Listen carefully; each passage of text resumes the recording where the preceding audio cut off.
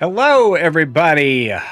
Welcome to It's a Long Story, a place where we roll dice, we tell stories, and we create magic. We are here with, most of the crew, 60% of the crew of the Wreckless. It is Halloween week, so it is going to be kind of an interesting week of people coming in and out. But for those that are here, those that are here on the crew and ready to rock and roll, please take a look at your camera, wave, and say hi. Hi. R. Arg. Arg, hi, yes, howdy.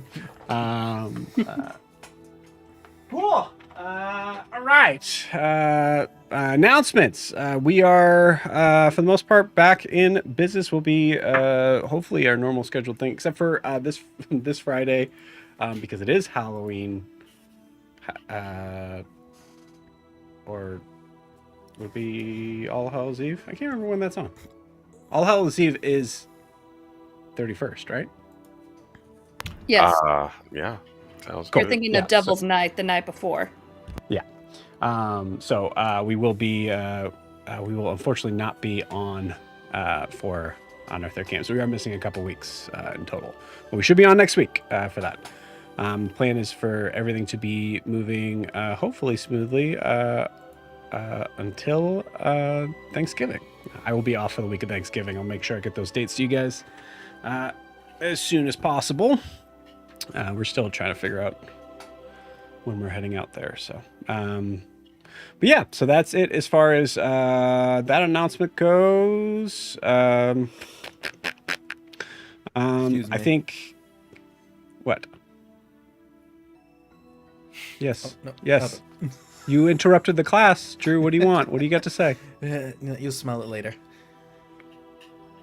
Wow. Unbelievable. Yes. That I think that is it for announcements. Before we jump into tonight's session, a couple things. One, if you're wanting to support the channel, the best way to do so is to like and subscribe where you're watching this, whether it is on YouTube or Twitch. You can also check out our Instagram down below, right down there. It's a long story _TTRPG. I'm trying to make a little tiny video for Halloween just for funsies. So might see that hopefully before Halloween.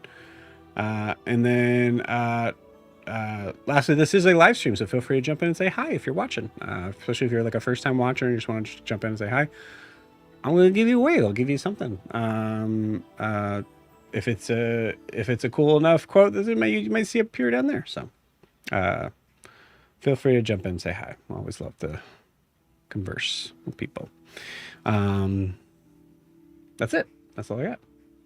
So before we jump into tonight's session, we need to get a recap of where we left off with the Wreckless. And I'm sure we're going to get a very clear, lore accurate account, right? Right, Drew? Oh yes, 100% accurate. Also, comment what your Halloween costume's gonna be. Oh yeah, feel free to just comment what you're gonna be for Halloween. Yeah. All right, cool. Drew, take it away. All right, so it begins with Zed, Nala, and Kar getting teleported to a strange, desolate land that is unfamiliar. As they go out, Zed decides he wants to throw a rope over to Kar and Nala, but the atmosphere is a little weird. Lower gravity. Rope slips from his hand and just flies off. So Zed's fashion, he decides to do his own thing and start throwing coins out in front of him, seeing if anything happens to it, sets off a trap, anything like that. Watches trajectory, follows it. Kar and Nala try to I talk. hate to interrupt. Yeah. There's just a very, very important thing you're missing about the atmosphere. Oh. Which would make it dangerous. Yeah. I'd start with that. Okay. So Kar and Nala go to talk, find out no air. There's no water, no air. So first time No ever. oxygen. No oxygen, yeah. First time ever Zed's experienced this. And not liking it, because, he could breathe water, breathe air. There's neither. So he's on a hurry. Kar and Nala find out that this is not good and sign to each other.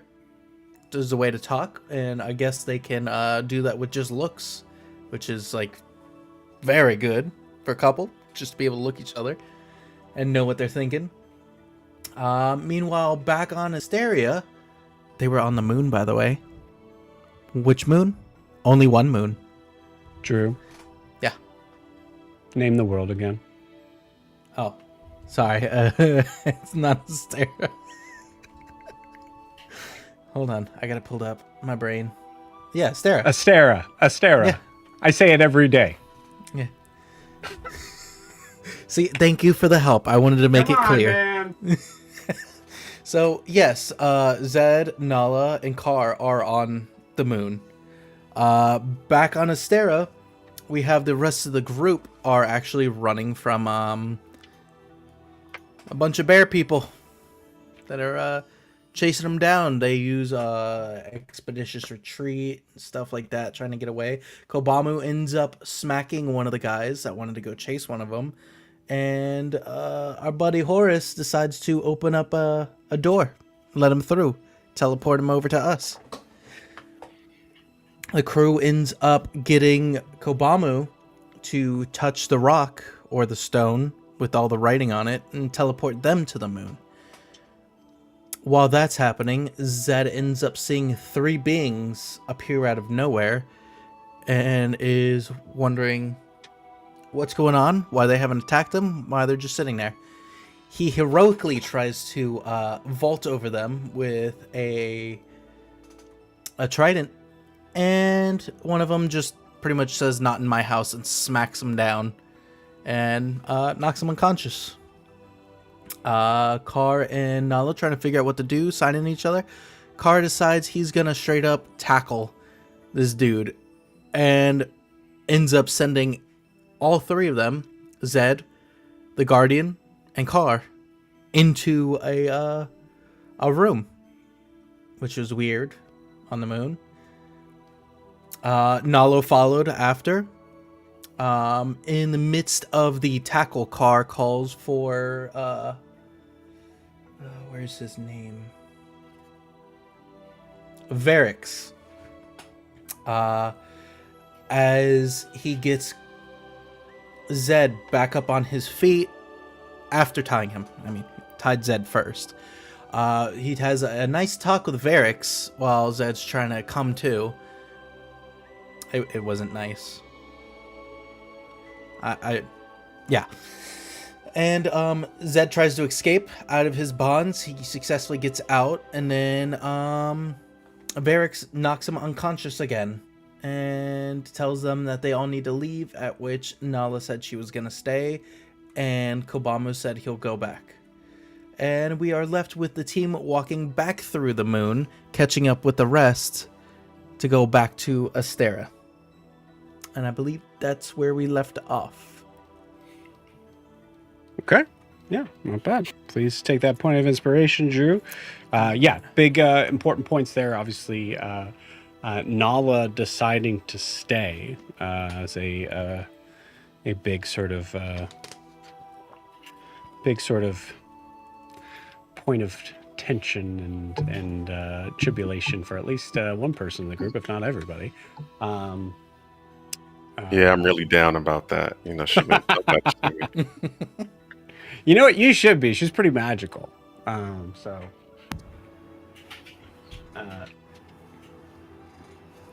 no. But as the determined factor is that she is one of the Azure.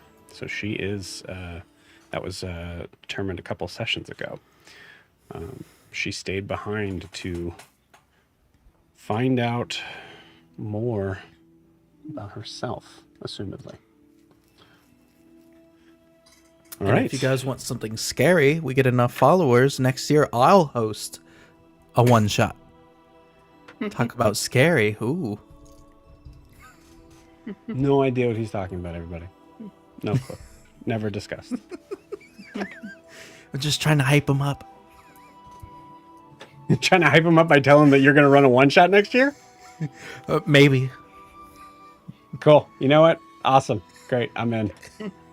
Mark in my calendar. Only 365 I feel more days. Drew's one shot would be like an episode of Peter Dinklage Detective Agency. Oh, just think of Weekend at Bernie's with Cthulhu. Peter Dinklage detection. No, not Finger Teeth. Sorry. What? Dirk Gently's Detective Oh, Agency. Yeah, Dirk You Gently's guys all Holistic high? Detective Agency. What's happening? I don't know why Peter Dinklage popped into my head. Oh my gosh, this is gonna be a good one, gang. Exciting. Cool. Anything else to add before we jump in? Happy Halloween. Yes, Horace. Happy Happy Halloween. Horace is free. He gets his freedom. That's one vote for my freedom, you know. We'll see.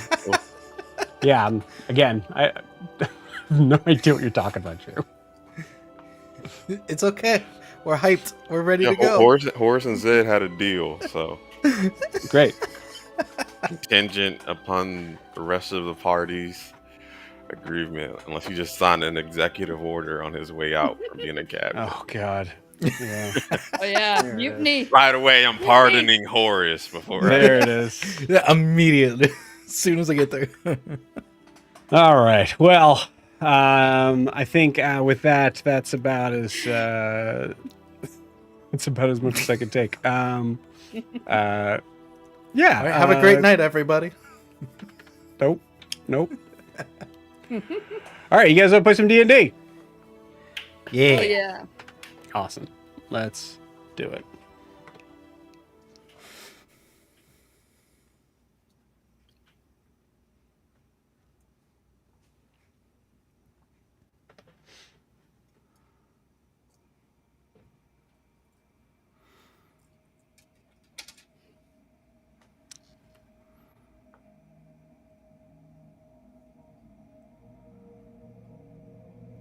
The camera comes into view on a sheet of black.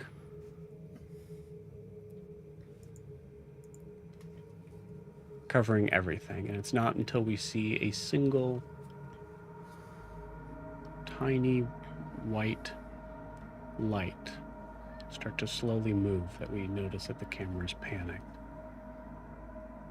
towards a great white orb.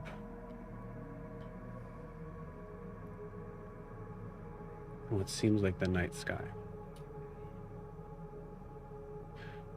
Craters giving the shadow of dark gray on the surface.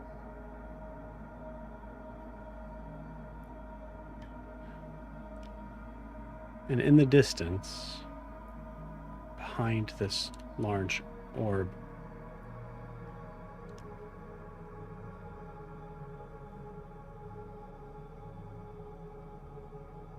we see what appears to be a star move quickly to a spot, as if forgetting to be in place at the start of this scene.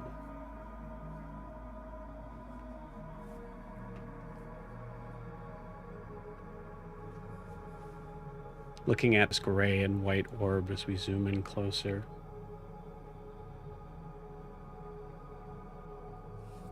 we see not only this craterous terrain, but this strange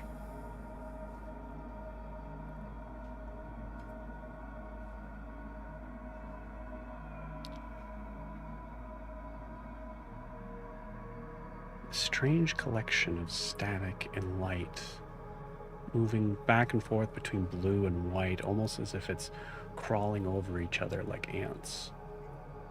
It's in a stagnant sort of space.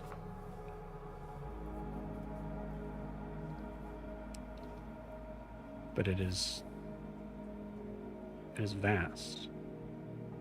As we zoom in, it gets significantly bigger.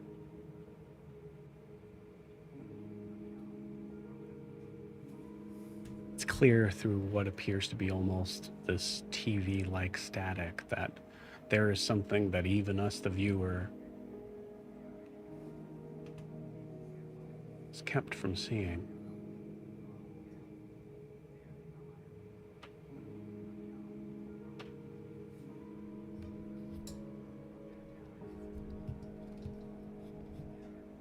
just to the point of before the static sort of image gets a little too much to stare at. There is a flash of blue light away from the static image.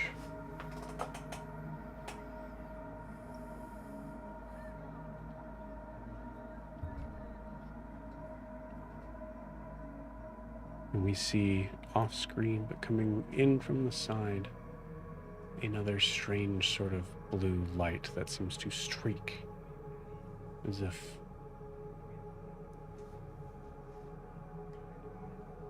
by a immediate movement of a spray can or paintbrush.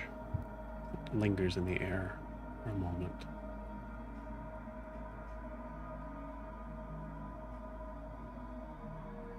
The camera goes white.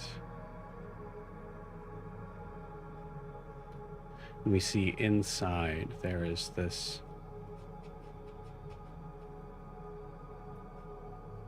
opens up into this sort of blue, tubular, almost kaleidoscopic sort of sensation as we see figures of our heroes standing, clutching each other, holding on as something like wind is pushing and pulling between them. This strange tunnel that they're in that is moving so fast it is impossible to do anything but close your eyes and hold on.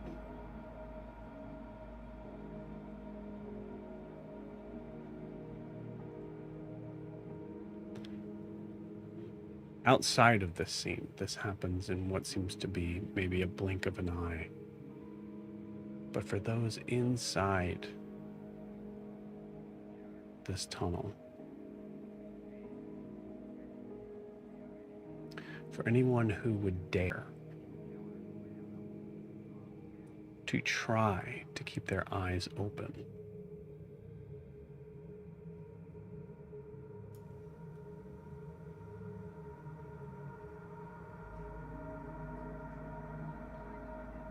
I will allow a Constitution check.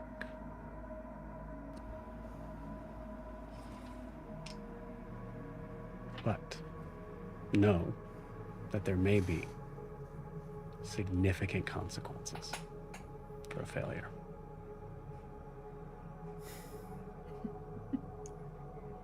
Would your character risk seeing that far beyond? You know Car's answer. I have a question for you. What am I looking for? Like Nothing.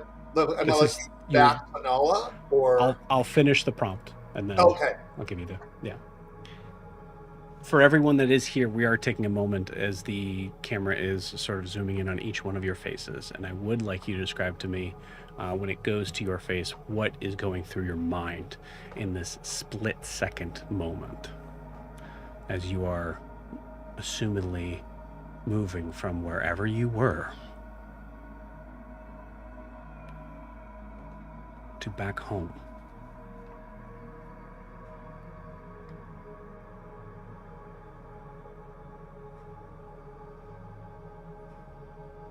Start with Zed. He's pissed off and angry that we're going back, and he got one step closer, and now he's just getting thrown back.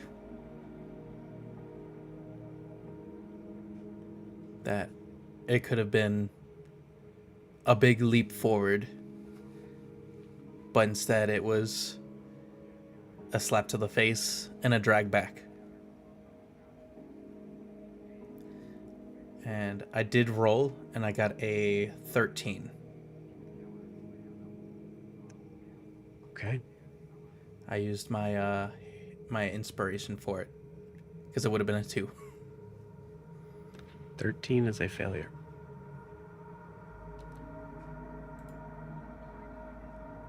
Said, who are the two people that you're holding on to? It would be Vera and probably Vera's not here. Oh, Vera did oh, not that come I'm with you. physically holding.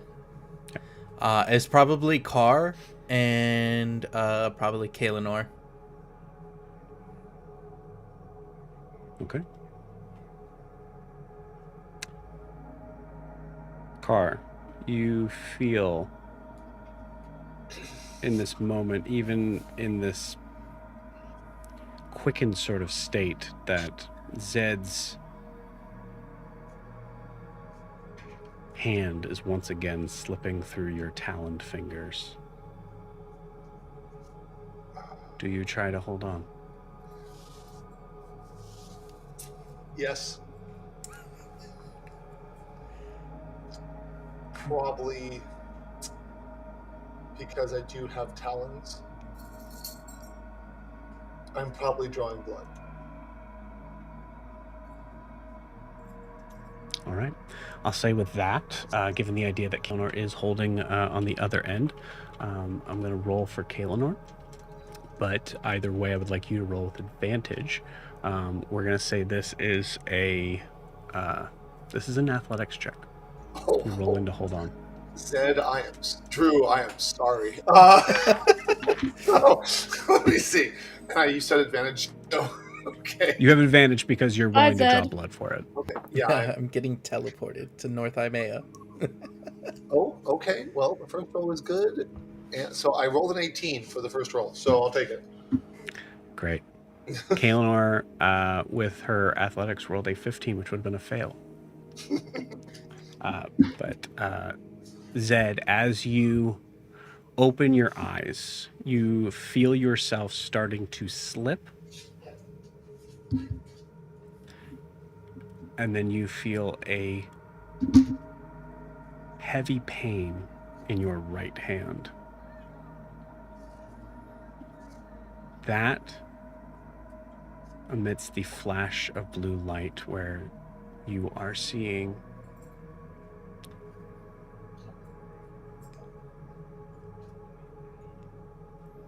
faces, figures, none of which you could recognize. But it's enough to know that someone is watching. As you go unconscious. But you are still held on.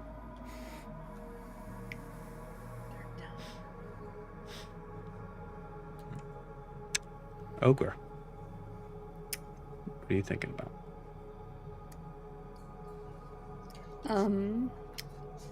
Ogra is thinking this was not what she expected to happen in the beginning of the morning at all.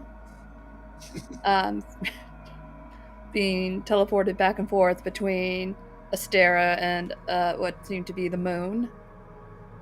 But seeing how small her world really is, but also how big it is, that this is what we are destined to save with all these people, but she really just wanted to see the Isles and maybe her home.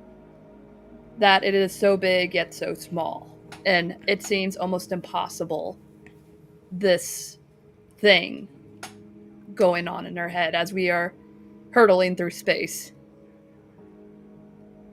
So would you say that it scares Ogre? Yeah, it seems like an almost impossible task. What seems to be an impossible task? That we're destined to save this world, and it's so big yet so small. It just seems like this seems way too big for just 6 people. Would you say for Ogre it seems like it's too much? A little, it's getting there.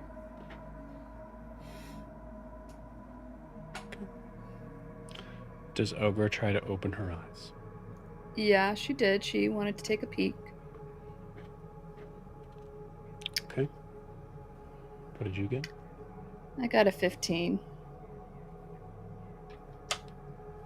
That is a failure. Who is it that Ogre is holding on to? I think she's holding on to Horse because we were helping each other up when we were walking away. And probably Riaris. Okay.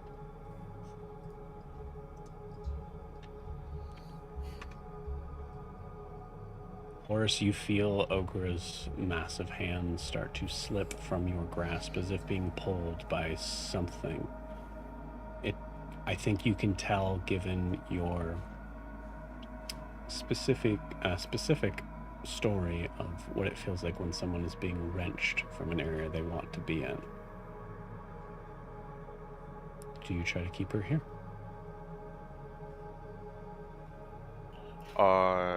Yeah, I think Horse, in like a moment of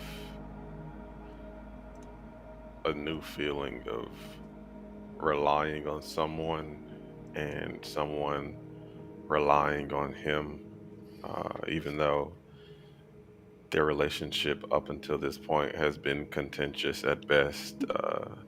When the stakes were high, they naturally looked out for each other, and that is something rare in his life. So I think he would do his best to try and hold on to that and not let her go. Okay. Please roll me an athletics check. Yes, I'm rolling for Riars. That's a failure for Riars. Yeah, and I got a 13. Don't let Ogre go to Abravar. You open your eyes. Ogre, as your body slips from this group, these 6 that you would be a part of to save this strange blue planet. As you open your eyes, I'd like you to give me a religion check.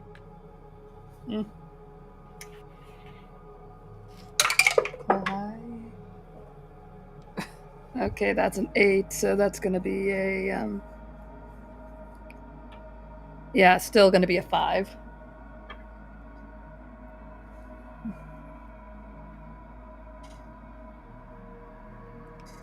You see faces. Everything's moving too fast. And the panic of losing grip on both Riaris and Horace's fingers sets in very quickly. Ogre, I need you to roll me a d20.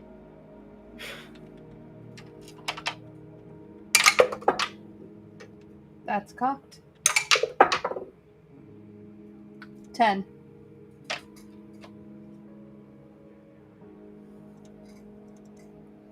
Okay.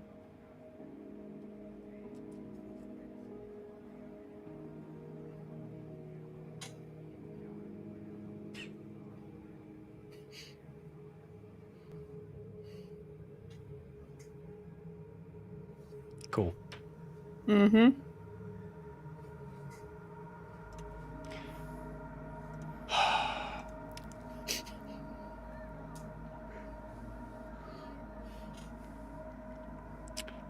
Ogre disappears from this group.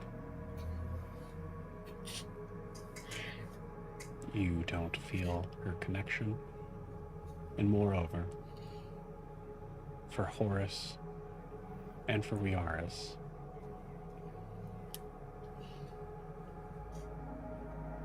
any roll they make from here on out inside this blue tunnel will be with disadvantage, as this circle is also broken.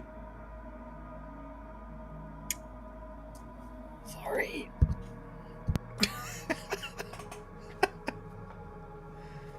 Car. Camera sets on you. Okay. What's your first question for me? I don't remember the questions you're asking them. What do you think about? Nala.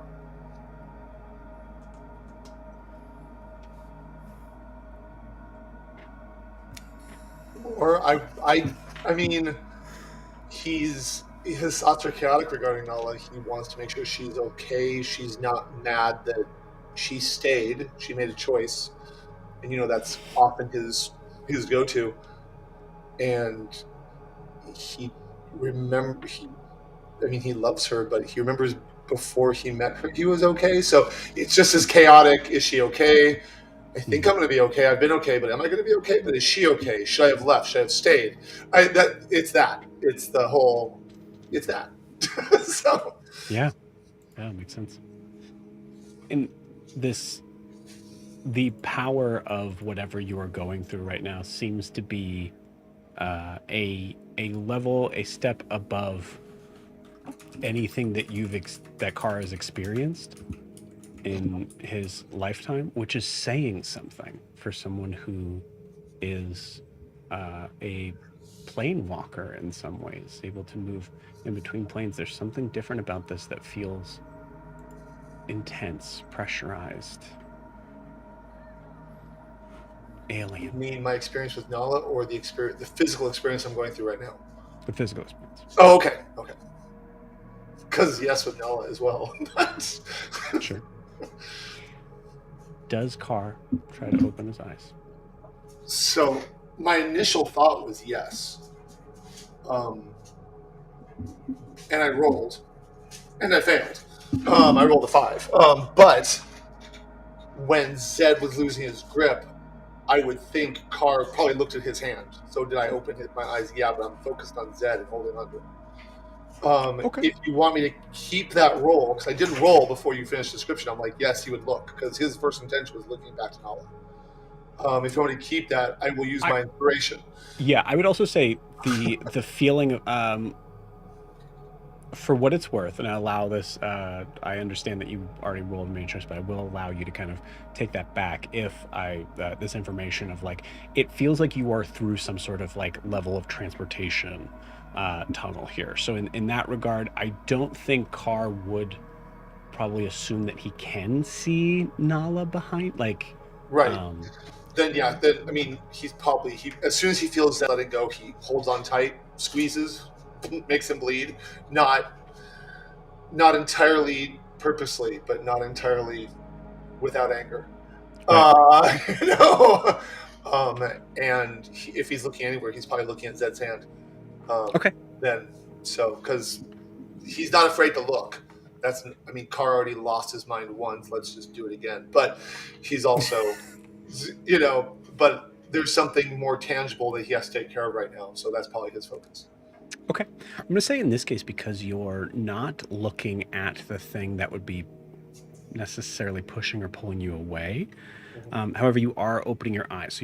So essentially you are able to see past the hand. Mm-hmm. So I think in that regard, you are dealing with a little bit of the throes of this. But I'm going to say go ahead and re-roll, because it's kind of a new perspective of what we're doing. So I'm going to say go ahead and re-roll. I'm going to say you have an advantage because of what you're focusing on. Man, re-rolling twice or once? So I'm allowing you to re-roll. So we're starting now. Re-roll, but with advantage. Got it. Yep. And you said it's a con check, right? It is, yes. Okay, just so I'm making sure what I'm rolling. We're going on an adventure, Carr. Joe splitting the party. I failed. It's a 13. Joe's not doing anything. You guys are making the choice. It's a failure. My highest roll was a 13. Okay. Where are you sending us? If you're asking me who I'm holding on to, you look, I'm ready. We know one person you're holding on to. Yeah, so based on, I know I'm holding on to Zed because Zed called me. I either have to be holding on to one of 3 people. It's either Horus, Riaris, or Kobamu. Assuming Riaris is holding on to Kay, he can't be holding on to me. And if Carr had a choice between Kobamu and Horus, he would have chosen Kobamu. I agree. Yeah. So I think I'm holding on to Kobamu. I have I made a chart when you started asking of who was holding whose hand and make it being logical. Appreciate it. It is that, like, honestly, we could have gone back and looked at previous sessions. We did kind of specific set, but that's okay. We're not in that. Yeah. Unfortunately, Zed is unconscious. Right, so I just have to move. So this means two things, by the way. Kaelinor failed her check. Uh-huh. So if Carr goes, So so does Zed. Zed. We're going on an adventure. So for Kobamu, this is okay. Cool. This is an athletics check. Which is potentially good. It's very good. He has a plus 11 to this roll. Okay, well, just don't roll a 1 for me. We'll see.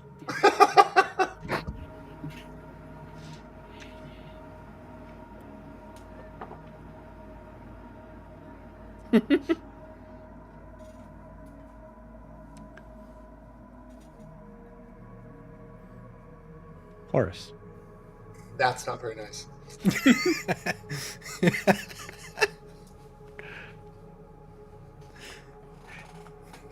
The camera moves to you as you feel this sudden sort of grip loosen in your hands. And then you hear this deep, heavy, the sound of what is a full throttle roar that is being held between gritted teeth from Kobamu.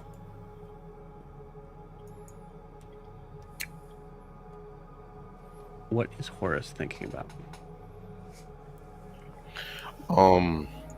Upon our initial departure from the moon, I think Horace's worldview would have been flipped on its head, coming from like being this pampered child of nobility, assuming that his mother's power was like absolute, you know. She was the greatest thing that he knew up until he wound up on this island running into an Aarakocra and bear people, and now all of a sudden there's powers in this world that he couldn't fathom. In the few hours or so that he's been here, he's seen all kinds of things, and one important thing I think he's seen is what he's capable of and how his actions could affect the turn of events. So I think in a moment of hubris and thinking he needs to glean everything he can and learn from everything that's around him, he would most definitely try to open his eyes uh, and just take in like all of this new information that he's getting exposed to. All right. And I rolled a 5 for that. Okay. I think adding on to this too, that's something that, not to discredit your honest, like the decision that you've made already of saying that he would open his eyes no matter what. Hearing that sort of like distinct sort of roar also and then also noticing that there was a hand that you were holding onto that the grip was lost. Something's going on in the midst of all of this, which would also be a very tempting thing. Yeah, I think he would most definitely, try and see, because he would have been trying his hardest to hold on. And if that wasn't enough, he would definitely want to see what it was, um, slipping away. Yeah. And I think he would like fight to get back to there, even to his own detriment, like trying to resist any other holds on him, letting that go to try and get that back. Sort of tug of war between, Okay. The hands that you're holding onto, obviously one was Ogra, who is no longer there, so cannot make that roll. It should be Kobamu. Kobamu's the other one. Yeah, it's either Kobamu or Riaris. But if Riaris is holding Ogra and K, then Kobamu's the only one left to complete the Okay. circle. Yeah. All right. Great.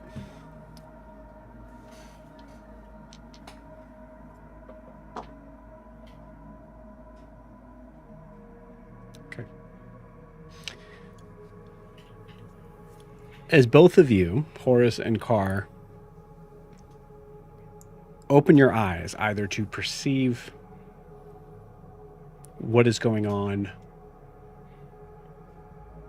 viscerally or to perceive what's going on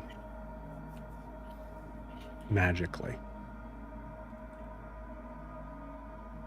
You both are given a chance.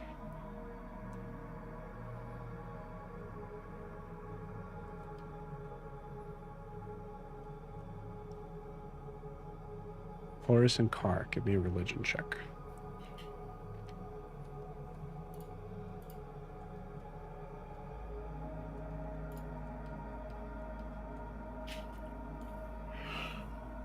Okay. 13. I'm gonna use my inspiration. Can I tell if that's a fail or a success before I? What are you trying to use? What do you mean? Like, there's only a finite amount of things that you can use before you know whether the roll fails or not. Oh, I my think- inspiration. I think Bard... yeah, inspiration would be fine. 13, you're going to glean something. It could be better. Given what Car's been through, he'll roll again. Use the inspiration. Okay. Now remember, so the inspiration is not advantage, it's a reroll. Right. Okay. And so the reroll is a 15, so it's a little better. Okay. And I'll take it. Nice. And I got a 14. 14.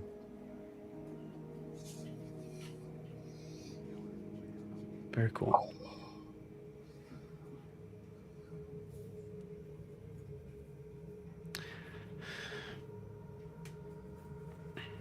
Carr, you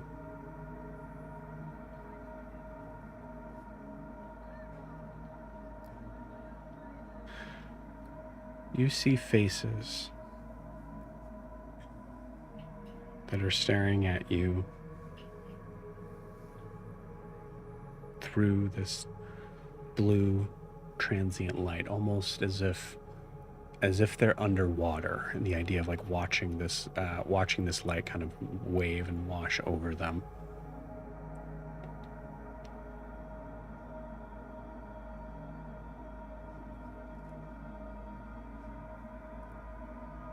They look familiar.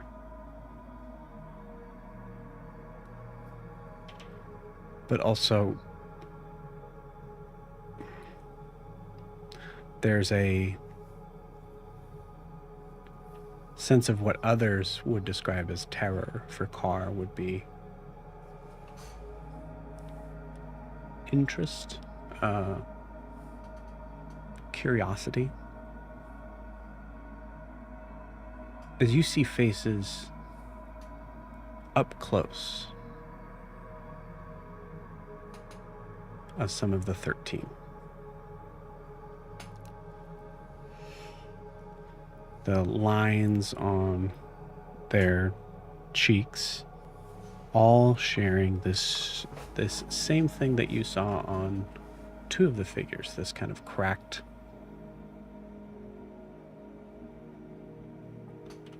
almost like broken stone.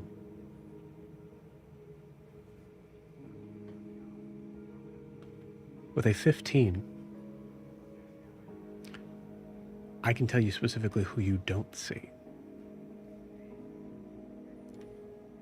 Because you see everyone else. Okay. The Loxodon. The Okay. elephant folk that you had seen before. Correct. Yes. You do not see here. Okay. Nala, you do not see here. Okay. Varix, you do not see here. Okay. And the old man, Okay. you don't see here. Do I see Kobamu there? You don't. Okay, so it's because it sounded like you're done. I'm like, do I see him? Oh my god. So okay. I'll May say I- also with a 15, counting down the line, there's also 2 more that you're missing. One of which, actually, I believe 2 of which you couldn't make out their faces before. Correct. Yes, there were 2 that I had no information on. They were too far away in the vision. Yep. So they're You don't- there, or they're also missing. They're also missing. Okay. May I ask you a clarifying question? Sure. Are those the only faces I see, or are those that you've described among the faces I see? Those are the only faces you see. Okay. But I will say also with this 15, and Horace, I'll give this to you as well as with the 14 when we come to you. They see you. Good. Can I do something? Possibly.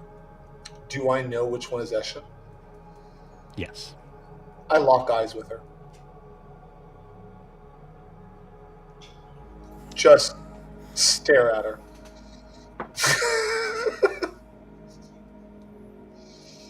Roll me an insight check.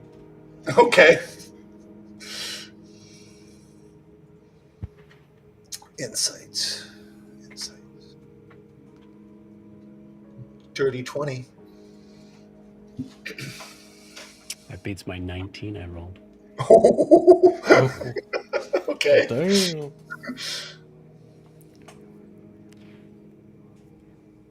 All of the figures that you see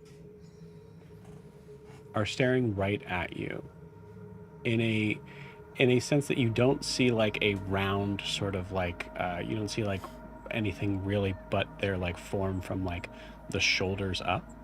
Okay.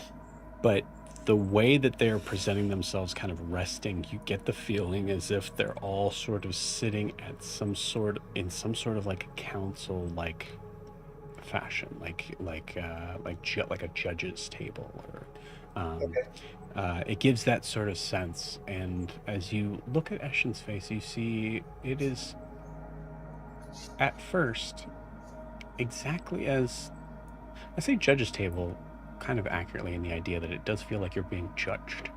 Uh-huh. And Eshen shares that same sort of look until you feel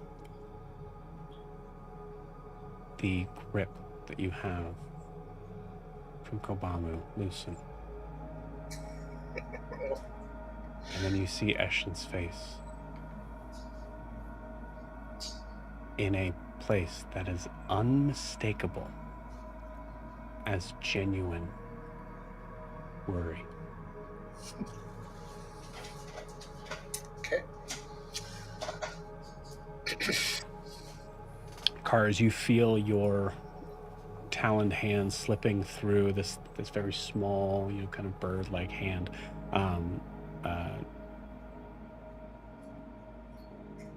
In that moment,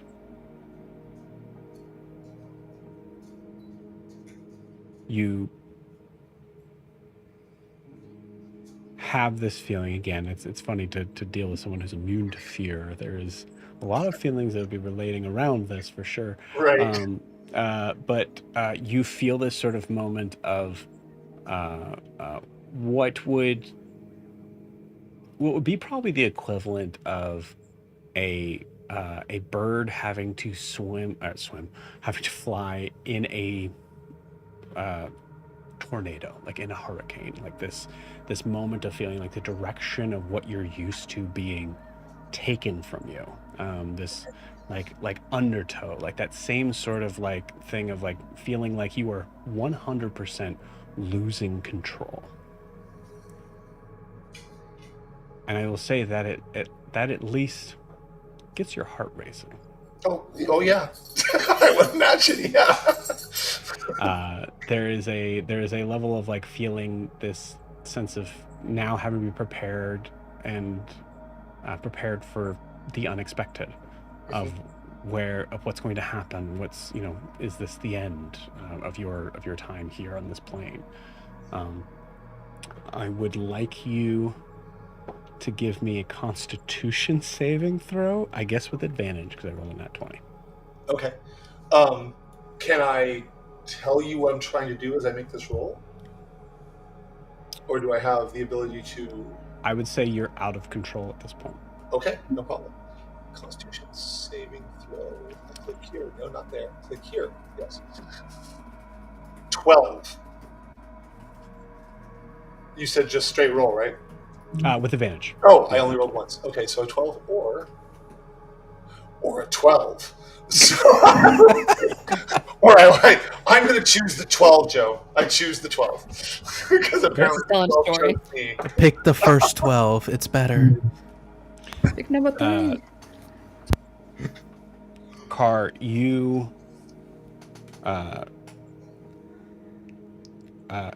you feel in this moment as you are about to say goodbye to whatever your understanding of the world is that has already been wildly expanded in a very short amount of time.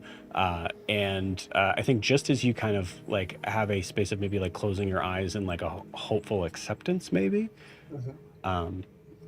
you feel an intense pain in your right elbow as you feel a snap. That's nice. In that snap, that I think is just ringing in your ears, you're also feeling this sense of being whipped around, Okay. but being held on to. Okay. Am I allowed to do anything or no?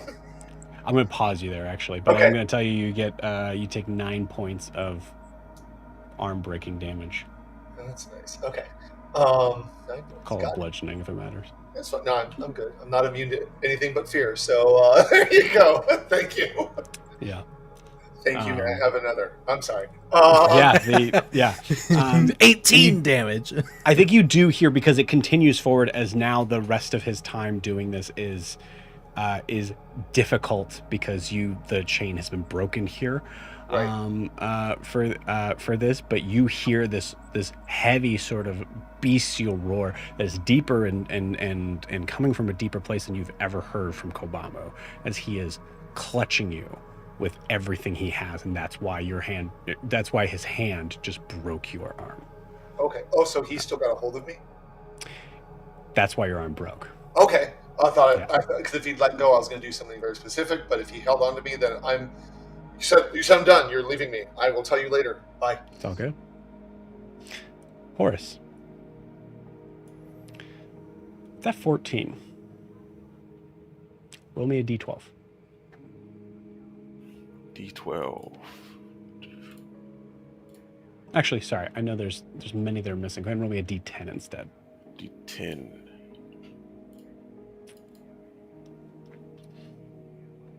A 2. 2.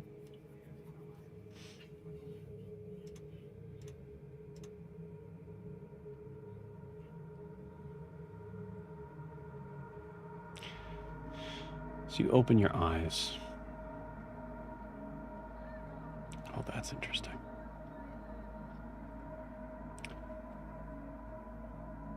So you open your eyes, oh my god, D&D's so fucking cool.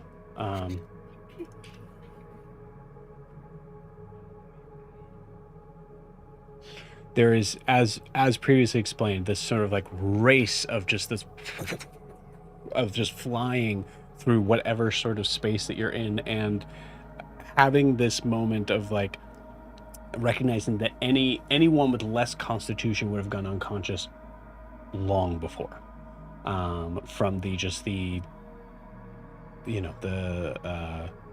G-force, I guess, that sort of like that sense of just of being pressured and pushed from what almost feels like all different sides. But as you open your eyes, you are able to stare out into the blue as you see that there are figures that are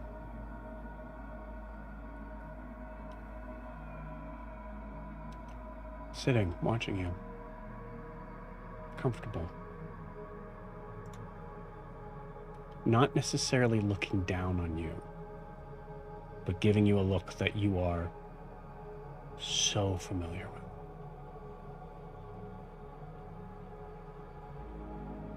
It's mixed with a sense of curiosity.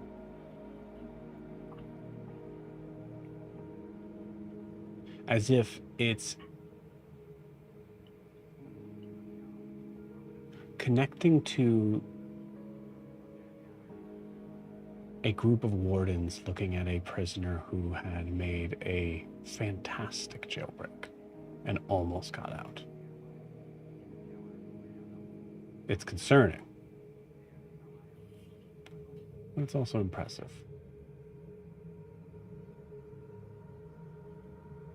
There is a figure that seems to move into view here, that through that sort of watery thing of image, you actually see him kind of sink down as if he is going into a seat that he was not in a moment ago.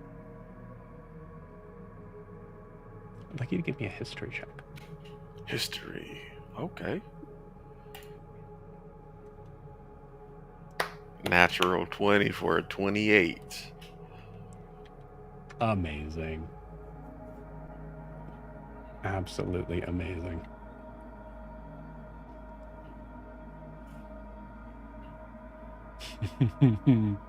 Oh, that's good.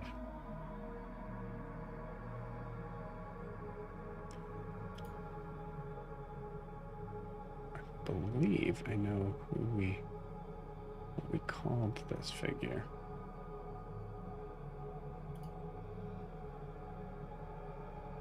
Just want to make sure here.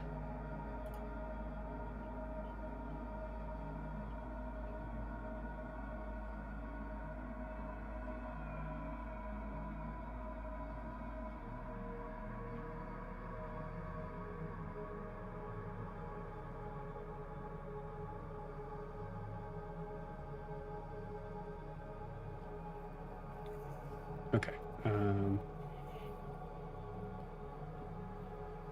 Don't think it's the same person.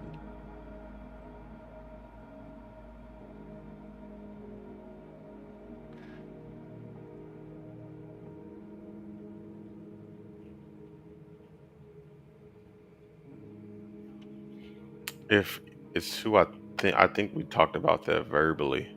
I don't know that we ever. Okay. The old man. Yeah. Yeah, that's who I'm talking about. So we'll just call him the old man.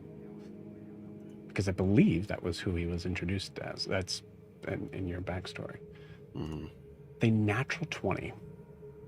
Something about this figure seems familiar.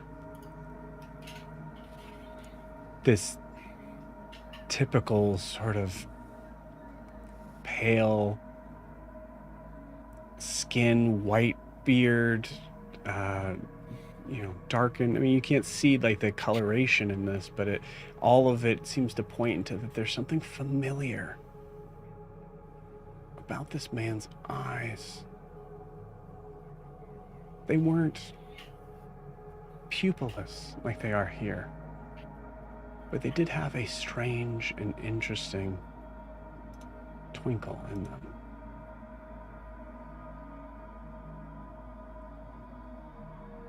As you see him see you.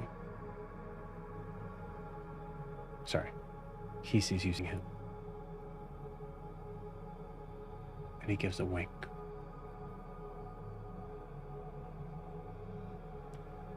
And that roar you hear is followed up by a snap as you hear Car's bone crack.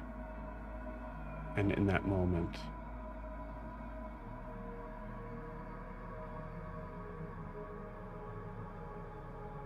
your hand slips.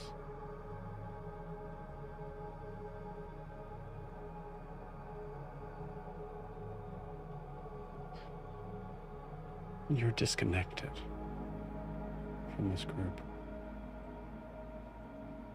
And unfortunately, that means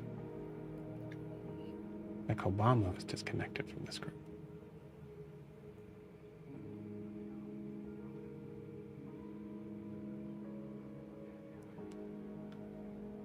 So, Horace, as you are leaving this plane, there was a person that you were holding on to. And I'm going to say, for the sake of the strangeness of this position, correct me if I'm wrong, I'm fairly certain it was Ogre, correct? Yep.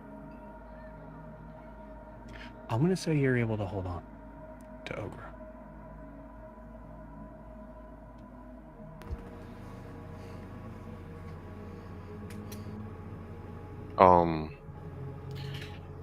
Yeah, what I imagined, as we're racing through infinity, uh, I would have been like racking my brain, always quick on my feet, trying to think of, how I could get back to Ogre. And I think what would have given the old man away is the way he sat down, you know, as many times as he entered the room and just sort of plopped himself in the chair. Uh, the cadence, the rhythm of it would have been what drew my eye to look up and focus on him. And I think locking eyes with him would have distracted me for a moment, but the wink would have reminded me about the lessons he taught me and always pushing forward and, to think quick on my feet.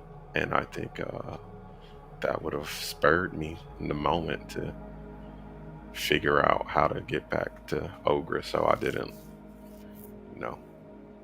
lose her, because I would have felt guilty for her friends losing her because of me, and shouldering that kind of responsibility. I think that's what would have spurred me to try so hard. Yeah.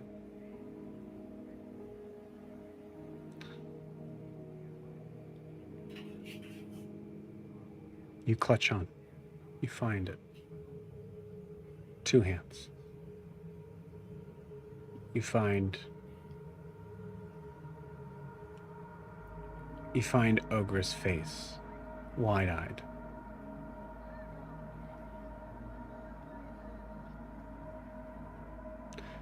As the last RP moment that we have in this tunnel. What does Ogre see on your face? It would be the look of someone who is trying to feign confidence in the moment. Like, oh, don't worry, I know exactly what to do. But on the inside, I am panicking and just thinking about the next move. What's the next step? Okay, I'm here. I've connected with Ogre. What now? Okay. Can Ogre do an insight check to see if she sees that in his eyes instead of the confidence? Yeah, I'm going to say so with disadvantage. Okay. Horace, give me a deception check. I'm going to say with advantage, given the realization you just saw. I fell out. At disadvantage for me? Mm-hmm. Okay. It would be a 14. I got an 18. Ogre, you see determination.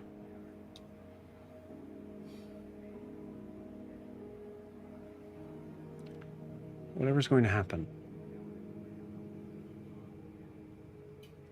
may not be your first choice,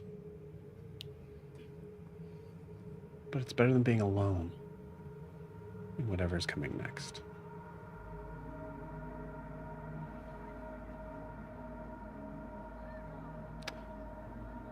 Car.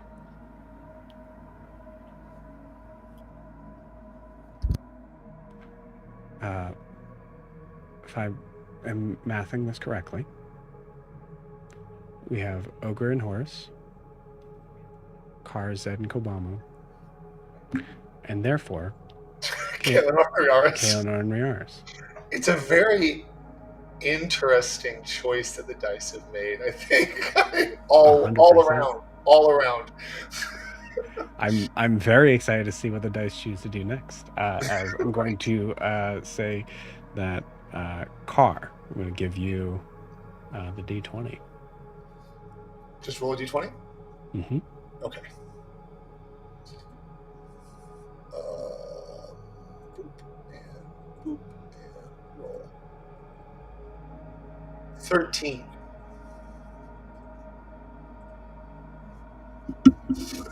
Don't know what that means, but there you go. Oh no. Interesting. Pop. You gonna make him choose who to hold on to, Kobama or Zed? No. Yeah. All three are going. Well, I will tell you what I was going to do, which might lead to why my arm broke, even more than what Kobamu thing. Well, because when I realized I was slipping, my plan was to turn and wrap my wings around Zed, so that at least. And so I probably turned slightly, not realizing my arm was still held on, because I felt it slipping. And when I turned, that's when it between me turning and Kobamu holding onto it is probably what snapped it. Incredible. I love that. So nothing bad. I'm not going to do anything terrible. Just describing my reasoning more. Yeah. Cool. I will allow Kaelinor and Riaris to roll when they get a chance. But you all feel yourself moving faster than you are able to even able to respond or look back or connect or message for those that can. There is only instinct here.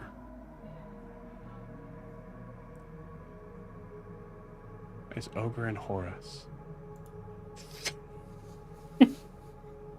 disappear through the wall of the tunnel.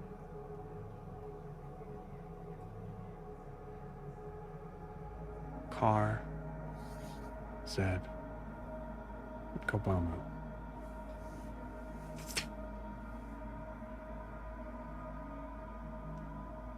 And because their pilot in this transformation, or this teleportation, is gone, there's a moment with just Riaris and Kaelinor staring at each other as they are unable to control their movement and drift closer to the wall.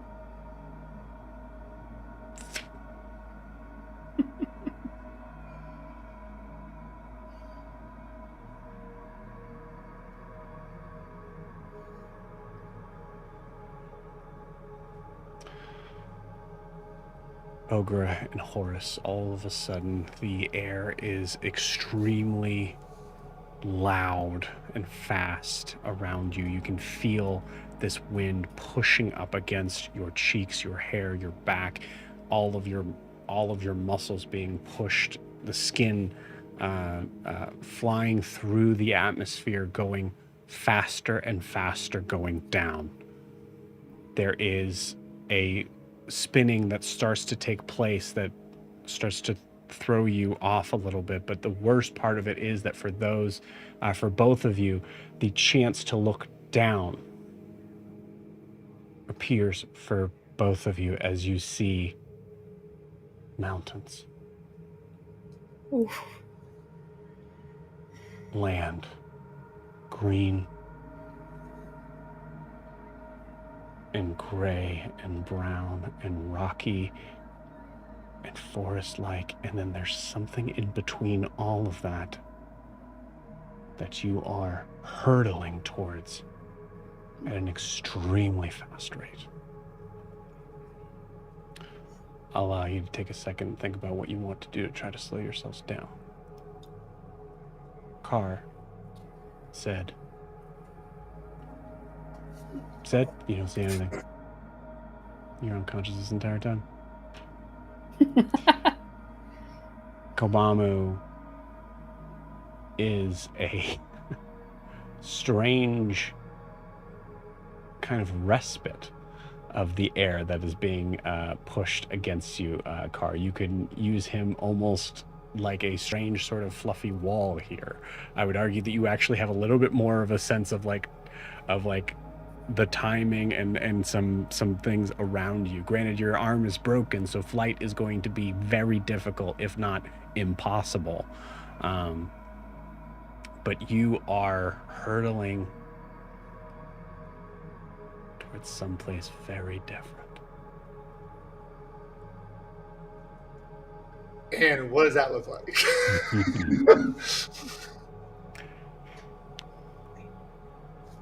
A place that is brown and red. A place that looks hard and unforgiving. You've seen deserts before. Have I? Mm-hmm. Okay. Small ones. But nothing as deep, as vast, and as red as this. Great.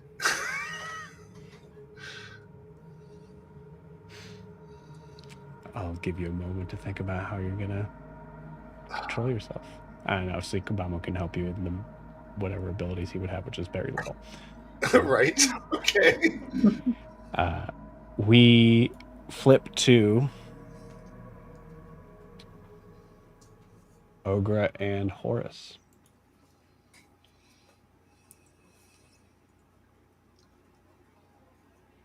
Let's try this one maybe.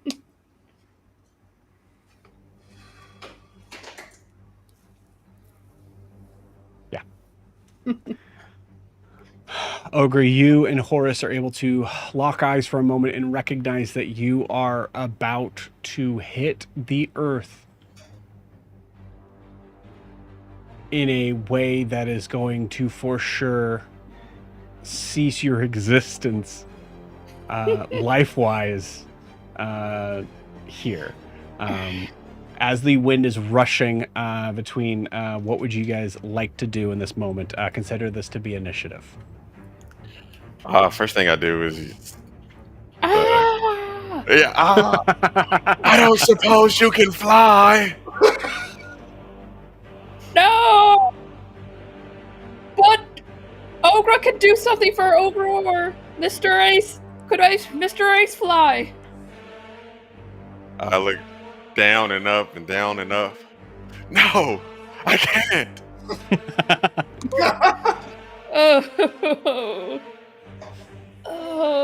I only have one spell that can maybe work, and it's only for one person. Okay, that's one round. We're going to pause you there. Carr and Kobamu, it is your turn. You see Kobamu looking, and you see there is now a sense of sort of determination in his eyes as he is staring at the ground, because no matter what, he's probably going to be okay.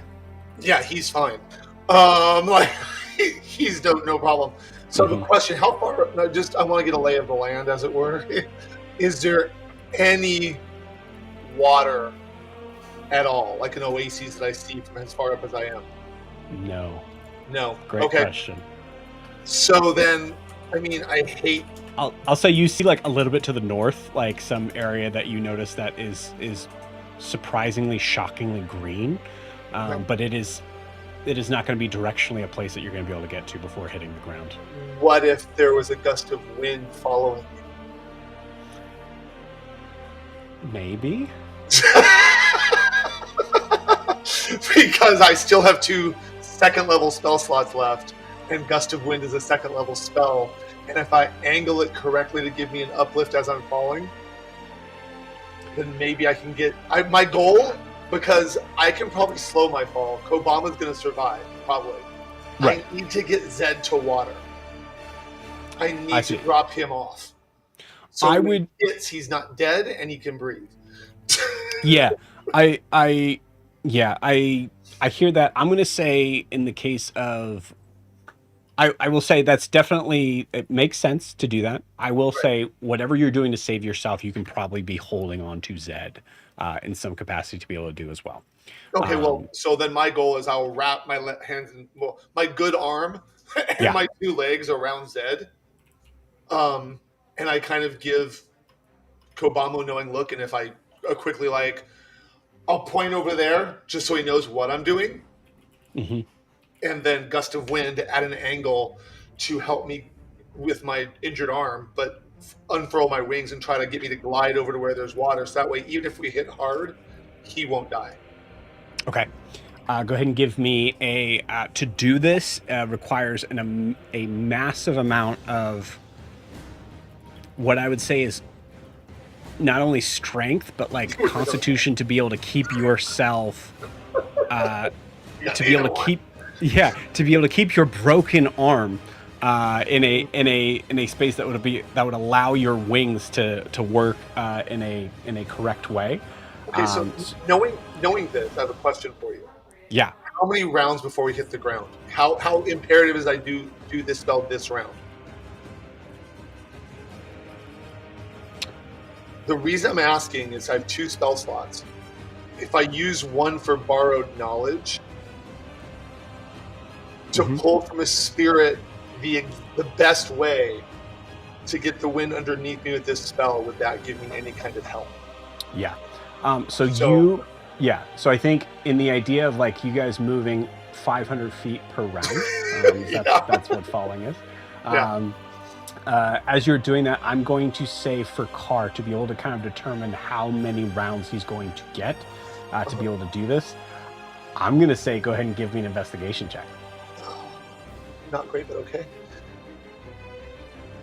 23.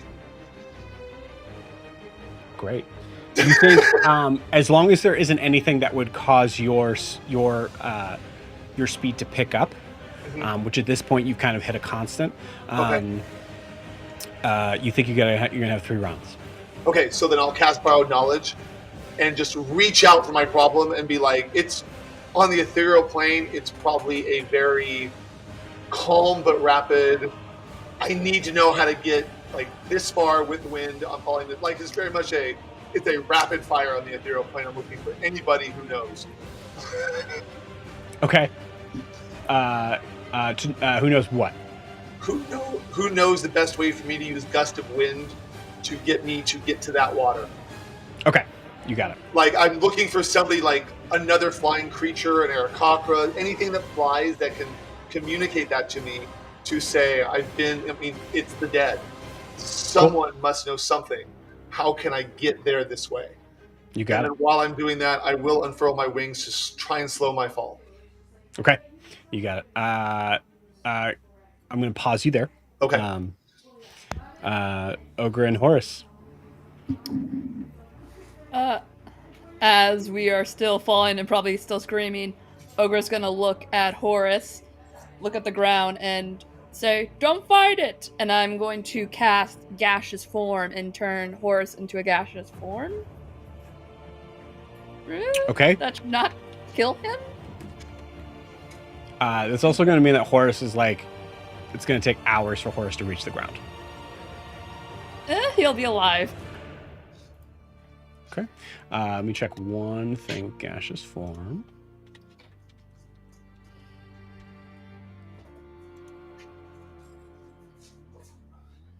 Okay.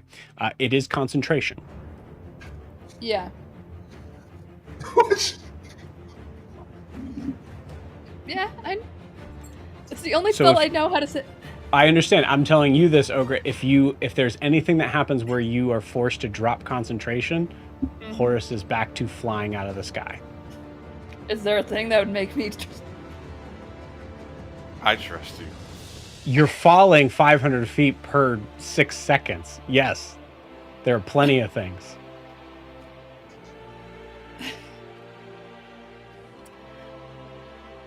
It's your call. Yeah, I turn him into a gaseous form. You got it.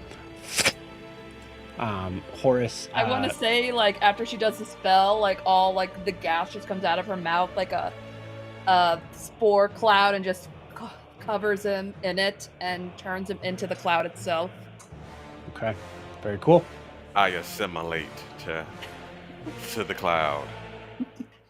All right. And you got it. Bonus action, I'm going to try to summon Muffins and ride Muffins down this horrible thing. Okay. Cool.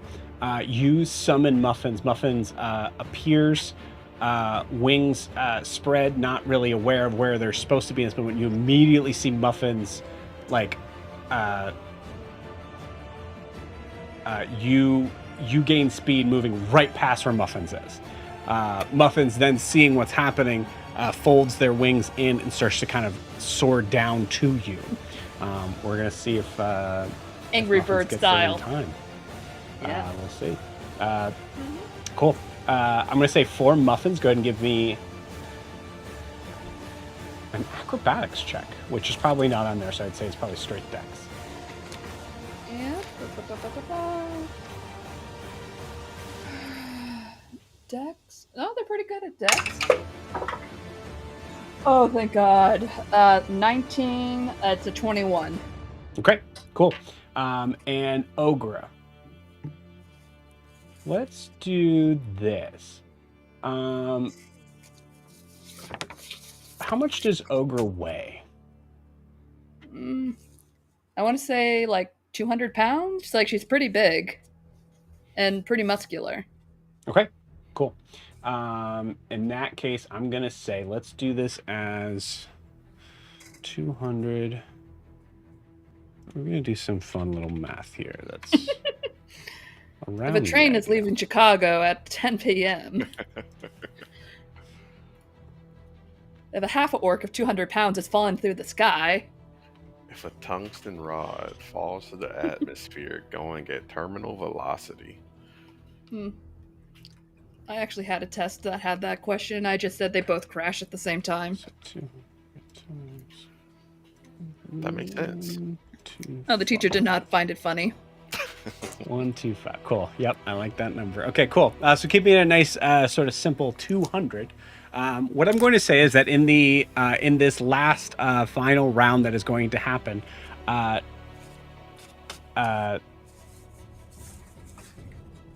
your current number, 19 total. No, 21. It was 19 21. on the dice. Okay. And Muffins has a +2 to dexterity. Okay, great. So that is 21. Given the idea of what I basically did was to bring your weight down. I basically did 200 times 0.125, which drops the idea down to what the dice roll would be, and then also adding a little bit more in the idea of the amount of speed and difficulty of what's happening here. So giving a little bit more of a trickiness in this. So the total of that is 25. So most of the journey is handled with that 21. The next round, if Muffins does rolls a nat 1, he's not going to get to you in time. We'll leave you there. Car. Borrowed knowledge. Pulling in from the idea of where that is. I'm going to say your your consideration of trying to make sure that Zed is in a place that is going to be able to facilitate his needs on this. I'm going to say you get a very different response on this. And I will tell you what the response is, but first I would like you to give me an advantage. As borrowed knowledge gives you advantage, correct? Gives me proficiency in something I didn't know before. Okay, cool. Do you have proficiency in perception? I have half. Okay. So, you know, honestly, I think this works in this case. That I would say, we'll say go ahead and add your proficiency on top of your half proficiency that you have on here for Okay. this perception check. Okay. Nice. So that would be a 23. 23. Cool. With a 23, the moment that you see is a figure that is, again, it's crazy that Car is immune to fear. You see a figure that is only half bird. A figure that you have never really seen before, but someone that is dressed and adorned in a way that you've never seen anything like this before. Their eye seems to have some sort of metallic sort of like socket coming out of it. Half of their face is covered in a like a sort of like metal brace that protects half of their coming down from like half of their beak. And you see that they're in what looks to be a very like white sheen sort of it's not robes, it's almost like a shirt that extends to the floor. Car takes mental note of the horror that he's going through his head, but he's also like, I gotta survive this. Yeah. I'll question it later. To Jack, I will tell you, it's a lab coat. I was thinking that, but yeah. But that's like how Car would be able to like kind of like and you hear this figure talk in a very strange but articulate sense of common, in saying, if you can slow yourself down where you're going, you can be safe. Okay. Then Car. I think he would say all of you can be safe. Okay. So then what Car will do is he will cast the Gust of Wind, but he'll do it like he's done it before. So it's buffer, pushing him up. Yep. More of an updraft. And since it always follows him, although every round he can redirect it, he will hopefully use the borrowed knowledge to shift the Gust of Wind so he can get where he can go and save Kobamu and Zed and himself. Yeah. So I mean, like straight up like a water jetpack, just shooting it underneath you and trying to keep that to battle that wind out. I'm going to kind of give you the same sort of role here. We're going to call this an Arcana check. However, here's the thing where things get a little bit hairy with that. It's already hairy, but go ahead. For the combined weight of Car and Zed, how much could it be? Yeah, but with like how much does Car weigh? Not much. Look, I don't know exactly. It's somewhere on my sheet. Let me see. And Zed, go ahead and like give me an idea of how much you'd weigh.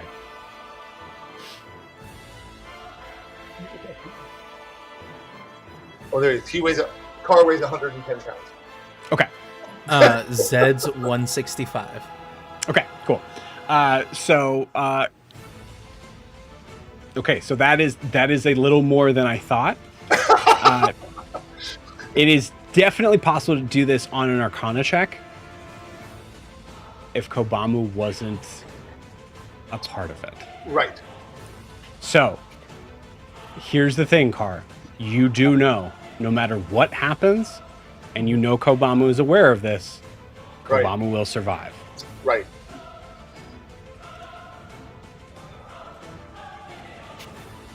Eventually, right. So what Car is going to do, since he has the borrowed knowledge and he rolled really well on it, he's going to use the Gust of Wind, make a glorious attempt at getting all three of them well. Okay. Because if he needs to then just shift it so it's more on him and Zed and let Kobamu go a little bit, two things are true. For Jack, at least Kobamu realized that Car tried. But for Car, because he tried, Kobamu will be close to wherever Car and Zed wind up. You got it. Cool. I'm gonna say with this, because it's not an impossible feat. It would be very, very, very difficult. But we'll put this in very simple terms. Roll me an Arcana check. This is for the round 2. Okay. If you roll a nat 20, you are able to slow everybody down, but only pretty much a nat 20. Right. Anything below that, Carr is going to recognize that Kobama will not else. be able to join you in this. Yeah. Okay. Well, I hope the dice remember that I'm playing Carr and not a D. So, dice, do you hear that? Let me see. Okay, Arcana check. I want you to check your screen, Joe. Check your D&D No, Beyond. freaking way. It was a nat 20 and plus 4. I rolled a nat 24. 20. And that's D&D Beyond, man. I have no way of cheating. That's exactly what it was. Oh my gosh. The dice tell Okay. story. God. Cool. All right, sweet. So for a total of 24, Yes. And a nat 20 Let's- point 4. So yeah. let's go ahead and we'll put this in a perspective that is fair to the other people that are having to roll against numbers and timing. But that nat 20 is going to double your score right now. So so instead of 24, it's a 48. Okay. I'm gonna give Ace just a second to try to figure out how much would Kobamu weigh. Oh my god, he's making such a mess. Okay. I gave him his Halloween toy. I bought him a Halloween platypus. And it is all over the floor. So I checked. A Cane Corso has a 700-pound bite strength. And he is just nobody Just should ever destroying. break into my home because Yeah. whoever did would be across the floor like this Halloween platypus. But Hopefully it doesn't look like what Carr and Zed will possibly look like. yeah, no, it's white, so no, it doesn't. It's no.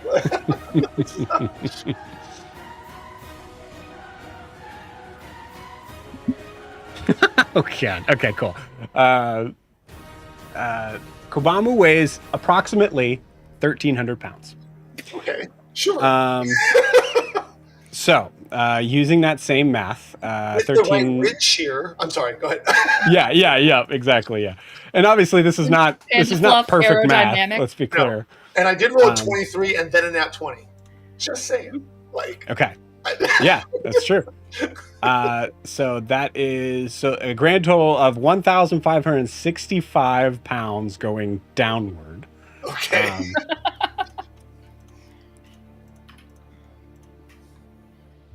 Is it mortal? What is Okay. Okay. That's definitely not gonna work. gotta roll 1,000 on the D20. I'll say even if I halved it. You're just gonna have Kobamu skydive and like fly into the ground. No, while we're okay. going. So if I halved it, Cannonball. it is possible here.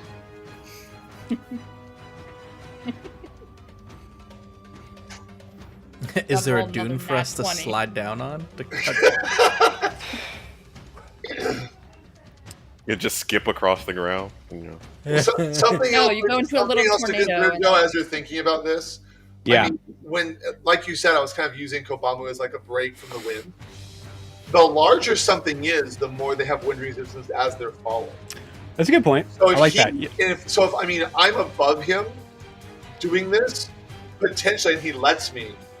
Potentially, I could use my feet talons if I just hold on to that with one arm to kind of, I hate to say this, but surf Kobamu to put him at an angle to get him to go in the right direction. I don't have to stop him completely. I just have to get him to where the water is. Right. Yeah. That's a good point. I think that's like to slow down this Yeah. this movement here. And that And I will say, be kind of what I was looking for with the borrowed knowledge. Like, how can I make the aerodynamics of this function? right. I will say, I'm going to ask you this because what the knowledge you were given was to tell you to not worry about that, just worry about slowing down. Do you still want to try to, because you're literally going to be traveling for like miles north to be able to get to that. Then I misunderstood what you said. He just wants me to slow myself down. Yes. He's saying you can be safe where you're falling right now. Okay. In that case, all you got to do is just throw me on Kobamu's back. I'll hold Zed. I'll get really close to Kobamu so I can hear his voice and he can hear mine through the wind. And I'll be like, I need to slow me and Zed down. I will look for you again. We are friends. And what does he give me a look or a nod, or does he understand? He gives you a nod and he tries to shift his, if you're willing to do that, because I do think that makes a lot of sense. I want to reward the nat 20 here, but the numbers are fucking insane. Yeah. I did the same math and basically it was 195.62 was the number that you had to roll within 2 rounds. That's not really, okay. Yeah. Okay. Even doubling 2 nat 20s wouldn't get you there. Yeah. So I think in regards to that, we'll say the nat 20 kind of gives you a definitely like a sense of like, this is impossible. Yeah. But in regards to that, as you say this to him, he nods and then he turns his, like, he kind of grabs both of you and turns his body so that he's the one that's going to hit the ground first. Okay. And I will try and slow us down. Which would also slow you down consistently because that gust of wind is now pushed on him, pushing him faster to the ground, but pushing you further out and away. Okay. So then in that case, what I'm trying to do is I'm trying to track where he's going. So when I land, I'm, if not on top of him, but as close to possible with him, because I need to get back to him. You got it. Cool. And we'll say we'll still carry over that nat 20. So as you do so, you see is there anything you say or try to acknowledge in this moment that you know as soon as you send this gust of wind, that means he's going to separate from you. Mm-hmm. And you guys are going to be separated for some sort of time. Hopefully not very long, but... Right. Anything I say to him? Yeah. I say you will always be my friend. Just let him know, like, I'm not doing this in hate or anything. It's just necessity, and I will find you. You got it. You see his eyes kind of flash blue. His brow seems to like kind of like furrow and crinkle, giving this like sort of sense of ferocity. Almost looking like this is possibly a moment where he... where others might consider him to be like angry at this statement, but that's not what it is. I think Carr, you're able to recognize in this moment, you've given him a reason once again to sacrifice himself in this. I hate doing it. I hate it. Yeah. Carr hates it. What you're seeing in this moment is determination. Okay. To make sure that this works out. And I'm going to say that nat 20 for sure, like that pulls right into that of like, you have 100% a certainty that he understands what's going on and what needs to be done. Okay. And you send that gust of wind out, pushing yourself to this sort of momentary sort of stasis where the ground actually, the like wind isn't like cutting into your eyes to look down. You're able to see the ground below you a little bit easier and having this kind of moment that as, Kobamu separates in distance, you're going to kind of come back to this sort of falling thing, but in a much slower sort of place. There's just a moment here where you're almost at like level, where you're not moving at all. Okay. Give me a perception check with advantage. Perception advantage. This is crazy. 21. 21. I rolled a natural 1 and a 19. I'll take the 19. With a 21, there's this weird sort of like almost like eye of the storm sort of moment of you looking and trying to glean the area around you, and it is a sea of red and brown. You don't see, from this height, you don't see any vestige of green, of plant life or anything. You see that there's a mountainous region that you're going to be steer pretty clear of to the south of you, essentially. But then your eyes kind of connect and you see it.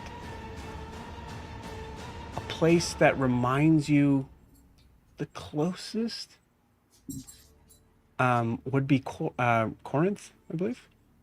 Did I make that up? Where Kaelin's from? Corinth. Okay, I have no idea. A place that you are, like, you've seen, like, the boats, the military, sort of like the, you know, that area where the Oh no. where the words, the Navy. Merlinloch? Like where the Merlinloch are officially stationed, where you saw all of these stone buildings and like structures that were just kind of like stacked high in the air. This area gives a vibe of that if they had 200 more years to construct. Oh, damn. As you see large, spiked structures sticking up out of the air in this strange sort of stone that seems to also glint in the sunlight. You see that even on the tops of the highest sort of buildings, there seems to be these little sort of designs around the very top, as if someone was able to climb there and create some sort of art structure. Everything below you seems to have a shine to it. Dull. Uh-huh. But there. All right. As if you are approaching a city made of completely metal.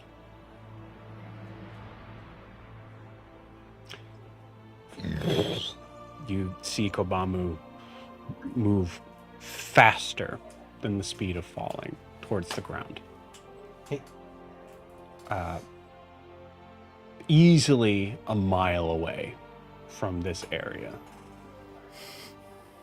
But With you that know, perception roll, can I make sure I know how to, as best I can, how to get there? yeah, absolutely. Okay. And you see that sea of desert below, and I'll say at the very end of your turn, given the concept that Carr wants to make sure he knows where this figure is, Or land on top of it if I can. you see that final distant,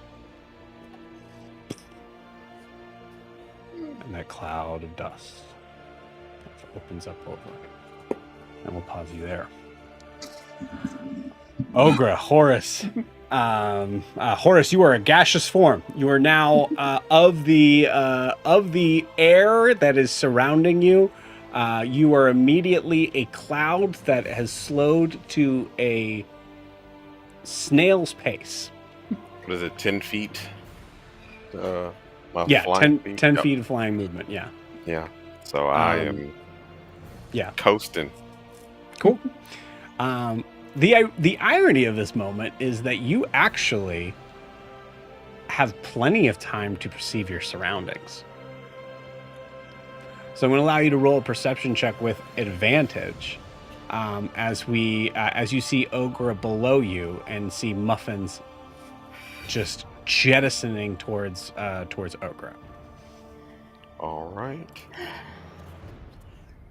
Let me get some of that car luck. 23.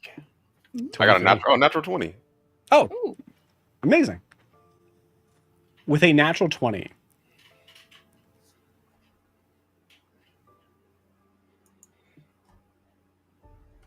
Roll me a history check with advantage. All right. Is my camera frozen for you guys? Yes. Yep. All right. I will roll this and then reset Oh, really good. quick. That is a 15, and I will be right back. Okay. Ogre. Muffins is moving as fast as they possibly can through the air. Their body a speeding bullet trying to catch up to your form as you are keeping your limbs spread out to just trying to keep yourself as open as you can to give as much wind resistance. Go ahead and roll me another dexterity check for Muffins? for muffins. Let's do the axolotl dice. Are you? Oh, that's pretty good. 17. So that's a 19.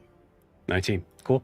With a 19, there is a point where the air is starting to whistle in your ear louder than is comfortable.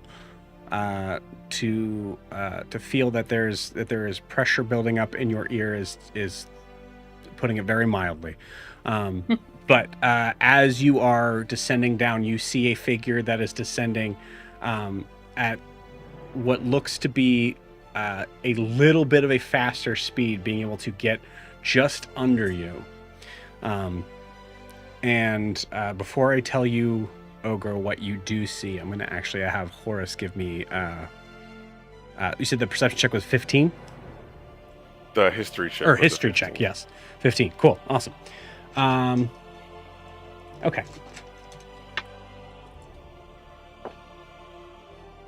That's a nat 20 on my end. Okay, cool. Awesome. Let's go with it. In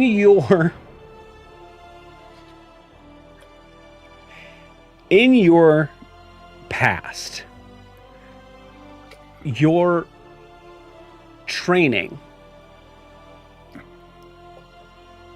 hit a specific point of difficulty where you were for whatever reason showing some sort of resistance on something specific, and an idea was brought forward to your mother that was quickly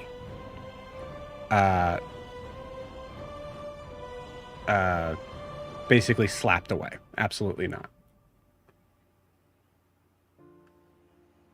As your teacher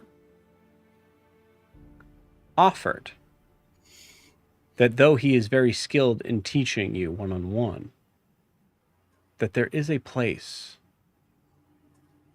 where one could be with many others of his kind to learn magic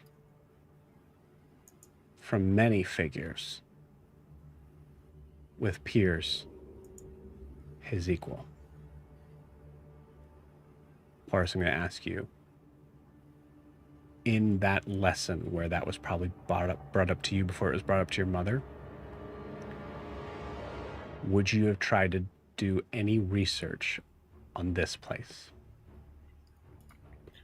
Yeah, I think the whole dynamic of being sort of an only student and only peers around me would have treated me like their superior, not as a friend. The idea of being able to have some sort of normalcy in my childhood, I would have definitely tried to learn all I could about the place and, fantasize about getting to be, a student with friends. You see mountains looming over what looks to be a city, carved out from the side of it. A city swallowed up by one particular landmark.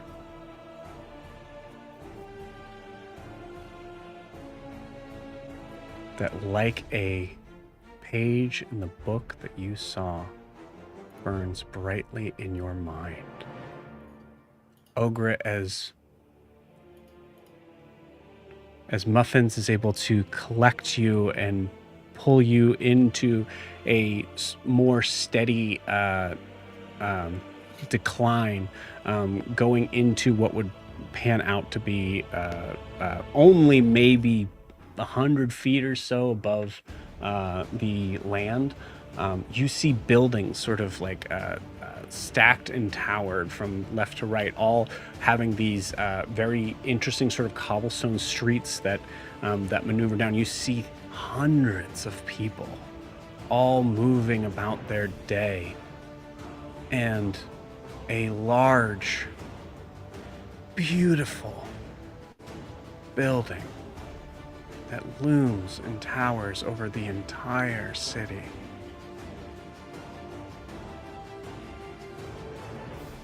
As the camera cuts to both Horus and Ogre's eyes, seeing that fantastical structure.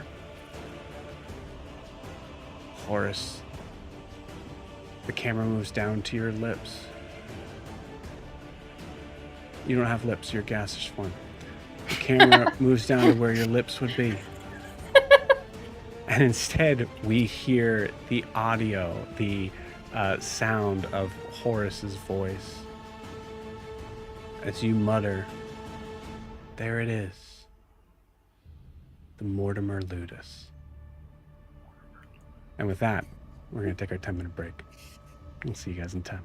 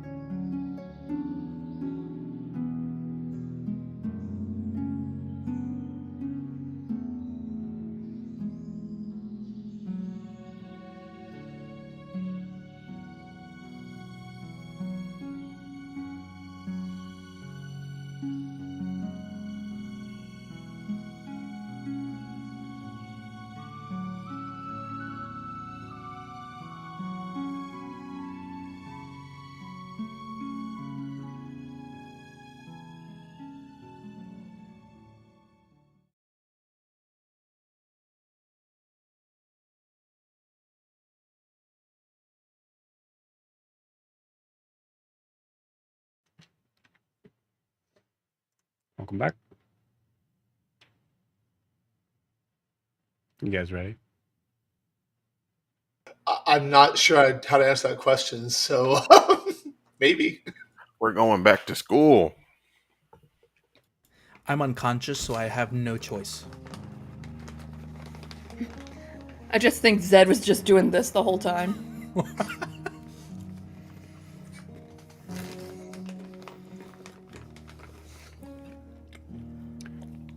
Car. Yes. Oh, that music. I'm sorry. Go ahead. Oh yeah. Oh yeah. Okay, I apologize. Carly's not laughing.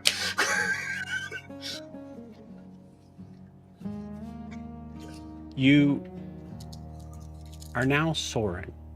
Body just having all sorts of pain from your shoulder coming down, but you're able to keep Zed. You're able to keep track of where Kobamu landed. One of the things you know for sure, Car, is that no matter what, saving Kobamu is not something that you're able to do right now. Correct. So you have a choice. I will say, based on the roles that you've been doing, you can land directly where the body is, but it is miles away From from the the city you're pursuing.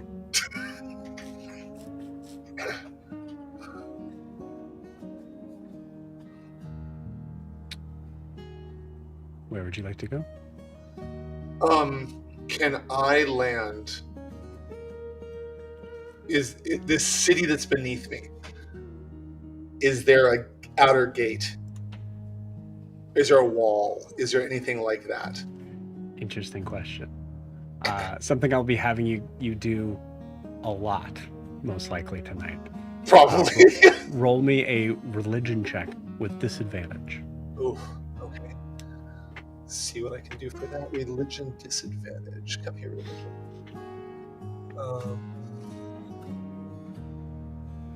13. 13. You don't see a gate. Okay. You don't see really any fortifications whatsoever. Okay. Besides a little bit of a hill, allowing a sort of sense for the southern sort of part of the city to be able to overlook the desert for anything that would be oncoming. But I would say with 13, you get the idea that there's very little need for fortification here, as they're surrounded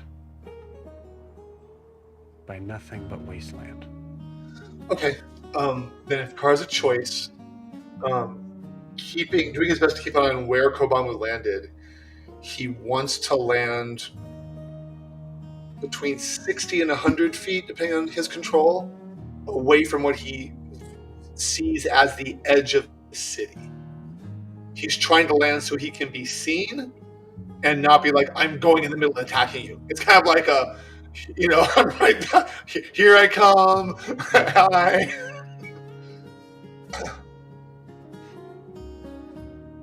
You land in an area where you see that there are some sort of forms of walls here. They're not all the way set up. You'd almost kind of look at them as like doorways for something massive. Closed. Okay. You don't see doorknobs either. Just ridges of something that you see in the right light does seem to share that same sort of, this city is so shiny. Okay. But not in a way that looks decadent. Just alien. All right. Great. And I'm out of spot slots. Okay. Hopefully they speak common.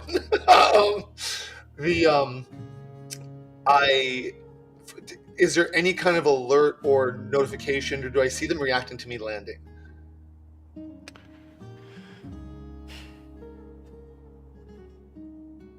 Roll me a perception check. Okay.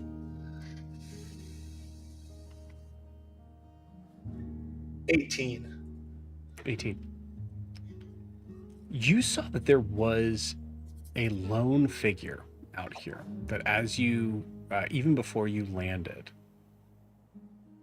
took off running towards this set of doors. Okay.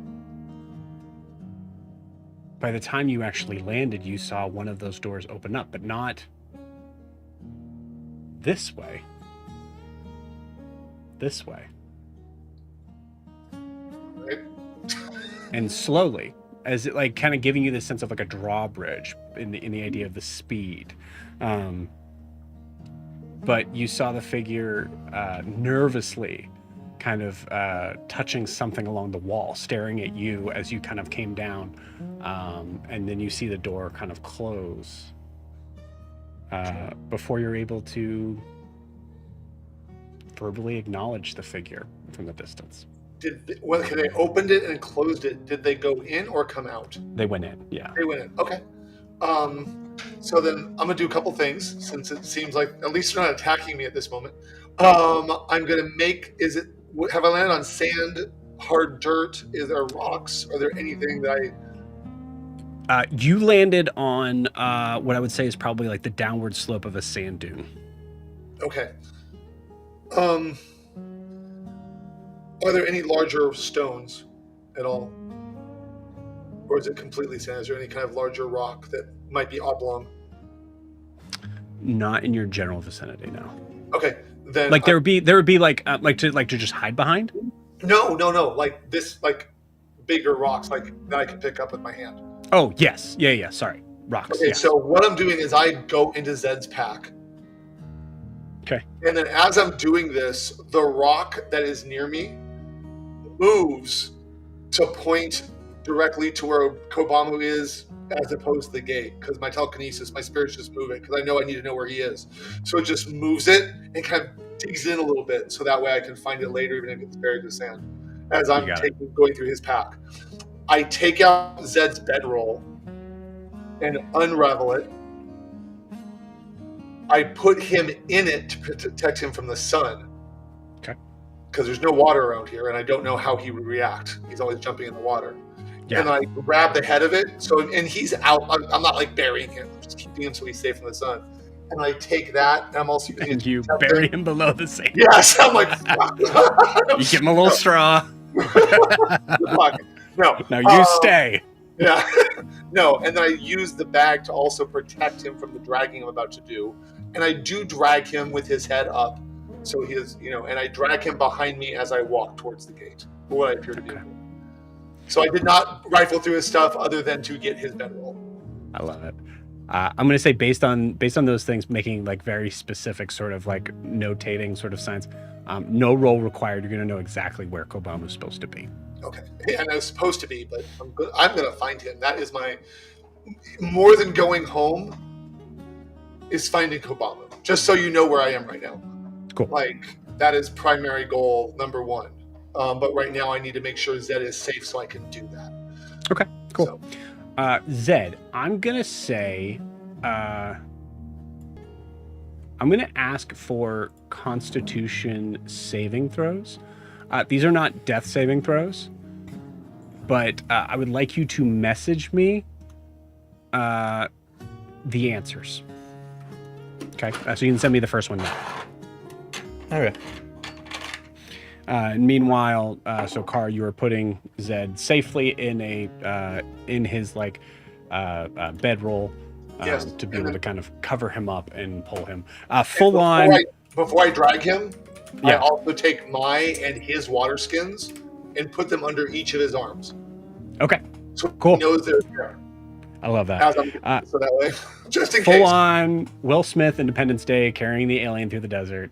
That's what Kar is doing. Kind of, yeah. Just trying to find a way to get him to some place where I can get him out of the sun and where he can rest and where I can rest and maybe heal before I go after Kobamu. You see the door open again, Okay.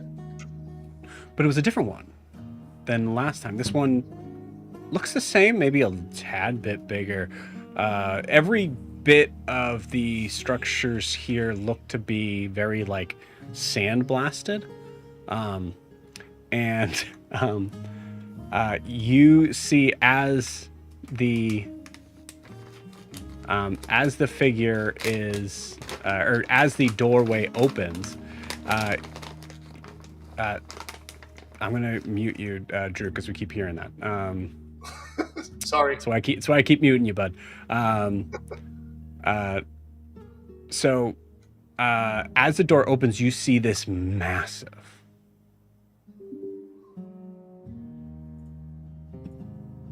monster construct creature. As soon as the door opens, you hear this sort of nasty sort of roar that doesn't seem to go down at all. Whatever this creature is, it doesn't seem to need to take a breath, as it is constantly giving this sort of sense of this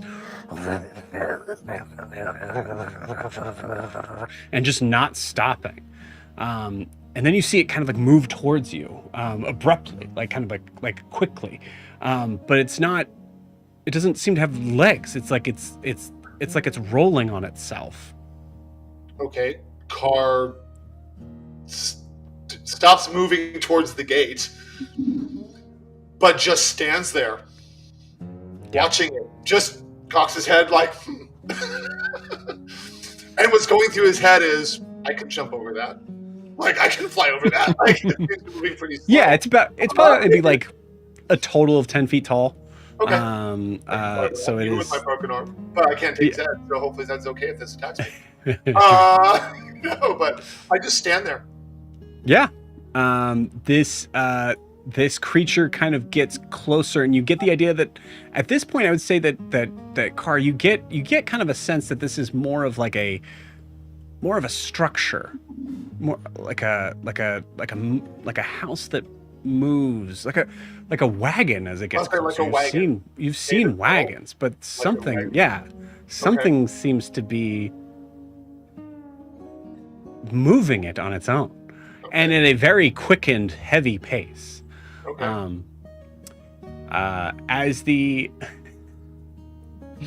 the giant metal structure rolls close to you, Car, and Car, you kind of stand there, giving kind of a sense of sort of like quiet defiance, hoping that they're not going to hit you, but also right. Trying to sort of like weigh your options in case they get too close. And you see that this strange vehicle kind of stops to a halt. Okay. And this figure opens up this strange sort of compartment door that actually extends upward, going up kind of like one of those, like a DeLorean. Okay. And the figure you see looks at you, you think. It's kind of hard to tell with this sort of strange kind of spectacled look. You see a pale figure, white kind of like crew cut hair, and its entire side of his face very similar to the figure you saw in your this ancestral sort of thing that you had. Some sort of metal contraption is tied in that is connecting deep inside the tissue in the mouth. As you see a figure stand up out of it. All right, again? Pardon me? Again? We just hi. Hi! Milky says you fell from the sky. Milky would be correct. Me and two friends. I have one here. There's another one I have to find. Can I get some help? Roll me a persuasion check. All right. See what I can do with that. 8. So close to a 17. Yeah, with an 8, the grotesque sort of look of this figure, you see that the lips themselves have kind of like wasted away, probably in the natural sort of pull of this metal piece clinging to skin. As you just see this nasty sort of set of teeth, his fingers. Listen, we've had a lot of strange things happen in the past couple of days. I don't know you. Hi, I'm Car. God, you're like a bird. Yes. Yes, indeed. And You you're must be. like a human. Yeah. Yeah. Okay, good. We have that. Are you from like 2 Points or something? I don't know where that is. I'm from an right. island. Far across the sea to the west. Oh, buddy. All right.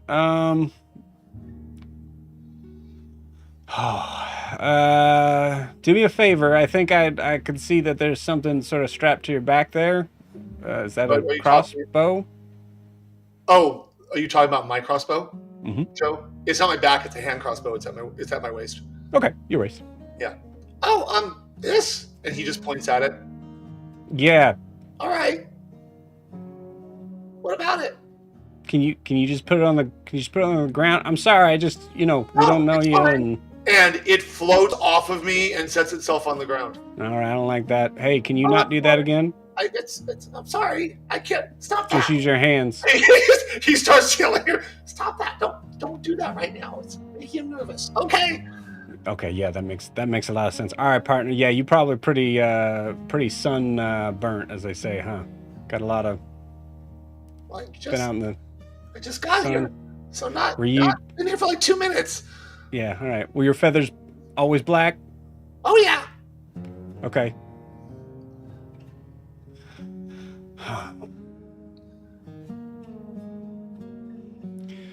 All right, let's do this. Why don't you? I'll stay in this. I'll stay in the grit whip, and then you just Grit whip. walk. Okay. Yeah, this is. What? Yeah, that's what this thing is. All right. Grit whip. Got it. Thanks. God, I think you're so friendly. I feel like you're gonna eat me, though. I'm not gonna eat you. I promise. I feel like that's what someone would say if they were gonna eat me. That makes total sense. I understand that. Yeah. You agreeing helps. I'm gonna be honest. So I'll tell you what. Why don't you just walk to where your friend is at, and then I'm gonna follow behind. And if he's in trouble, maybe I can help. About how many miles do I think that is, Joe? Like how far? It's a ways. I'd say it's probably. It wouldn't be more than a mile and a half. Okay. I say, okay, well, he's over there, and I point in the direction. About a mile and a half. Does the grit whip go that far? Yeah. All right. Yep. I'm not very strong. What should I do about him? And I open up the sack and point at his head. Really wants to continue to be the Independence Day scene where just like freaks out at the look. Oh, actually, you know what? There is a little bit of that. Oh God, is he dead? He's got to be dead. Oh, no, he's not dead. He's blue. That's just what he looks like. He lives underwater usually. Again, we're from the island. Roll me another persuasion check. Okay. This is Independence Day. These are two aliens to these people. Yeah. Nat 20 for a 25. All right, friend. All right. Yeah. Okay. Cool. Feel free to roll me an insight check or just stick with the RP. Honestly, on this is either way. I'll do with the RP. I'll just. Cool. It's fine. Yeah. All right, friend. Yeah. You know what? Actually, all right. Okay. Cool. Awesome. You see him get out, and his right legs you can see is like strangely sort of stiff, and you see there's a metal boot that is. That looks very different from the like leather boot that he's wearing on the other side. Pretty much everything about what he's wearing looks strange and unique to you, but not like out there. You can see like, okay, cool. Most of the clothes seem to be made of some sort of cloth and leather, and like that's comparable. There's a lot of metal, which is interesting, but whatever. You see the figure kind of get out and then kind of like drop to the ground. You can see he's about maybe 5'8". As he kind of like walks closer, you can see deep sort of wrinkles in his forehead and under his cheeks, giving you the idea that he's probably getting up there in age. And as he walks towards you, you see that his leg that has that metal boot on it seems to kind of not bend exactly as he kind of walks towards you. All right. I make no motion. I let him come towards me. I'm not trying to fight him or scare him. All right, man. And I'm about 5'9" because I'm still crouched over right now, so I'm about his height. Okay. Yeah. All right. Wow. That's really blue. Yeah. I'm just gonna be honest with you right now. I think that there's a possibility that you have been out in the desert a little too long. Okay. But I also get this sense, and I have a way of like kind of sensing things that you're not at like a dangerous crazy. So here's what we're gonna do. All right. All right. We're gonna bring this blue boy inside. All right. I'm gonna have I think Milky's fully terrified. So I'm gonna just probably have one of the others take a look at him. And in the meantime, you and I are gonna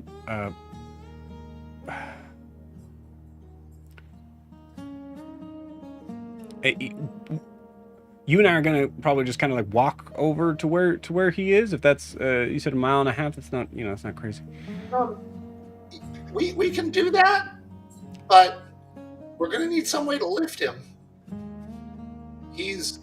Listen, man. Just because I'm older doesn't mean like. And his arms look like this, basically. Like, okay. I can lift. I'm not dead. Okay, so, again, that's gonna stretch your imagination a bit, but he weighs over 1,000 pounds, and he's not gonna be able to help us because he's probably dead. But he's okay. Alive. Yeah, man. Okay, all right. So he's a brassborn. Yeah, all right. Okay, yeah, no, that's fine. Okay, so you know what? Why don't you just hop in the grip with me, and then we'll just go in. Just don't touch anything. All right. Can I ride on the outside, please?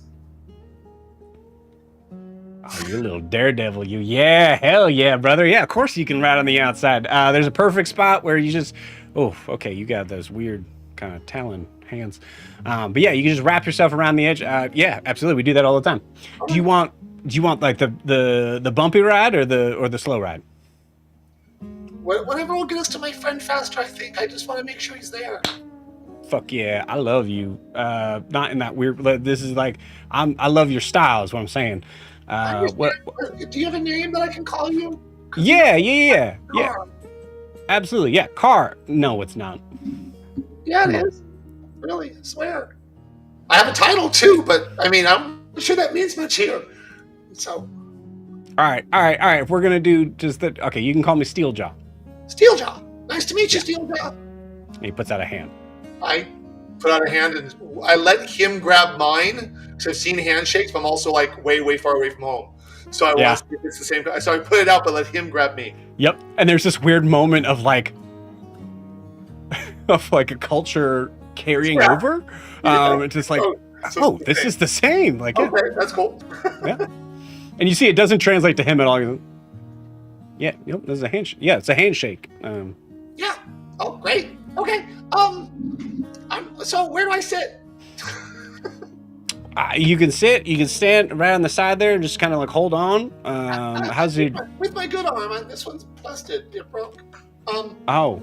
Okay. Yeah. How do we get this friend into the wall? Is someone? Oh shit! Yeah. You said that you wanted to kind of, ride the bumpy ride, and I just got really excited. I still do. I just want to make sure this one's safe because he's still alive and he probably needs water. Yeah. Don't we all? No, like okay. not drink, but just to lay in. I'm like, come here, look, and I'll like bring it over, and I point out his gills. Oh shit. Okay. I don't touch him, but I like point him out. It's an alien! Cool. Oh, what the fuck? Shit. Okay. Underwater. I'm telling you. What? This is the craziest couple weeks of my entire goddamn life. All right. Mine too. Yeah. All right. Okay. We'll just put him in the bath, I guess. Fuck. How do I find it? Do me a favor. Can you just wrap the, just for now, just. I'll cinch it so it's covering it, but not hurting him. Yeah. Perfect. All right. Let's bring him in, and then we'll drive out. Yes, sir. All right. And we'll pause you there, assuming all those things are being done. Great. Incredible. You don't know how happy I am right now. Steel glass seems nice. So I'm here for it. Yep.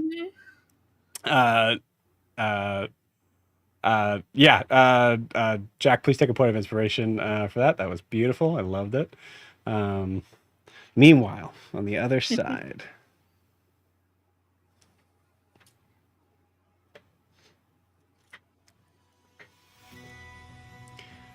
Ogre. Flying on the back of a headless, furry, four-winged Honda.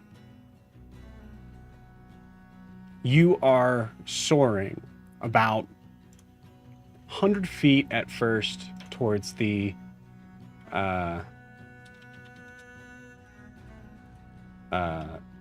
towards a building, and then kind of like being able to kind of like loop up as Muffins is taking a point to sort of like create some sort of evasive and some space between. But Ogre, as you kind of collect yourself and collect your sort of surroundings, or surroundings as in on the back of Muffins,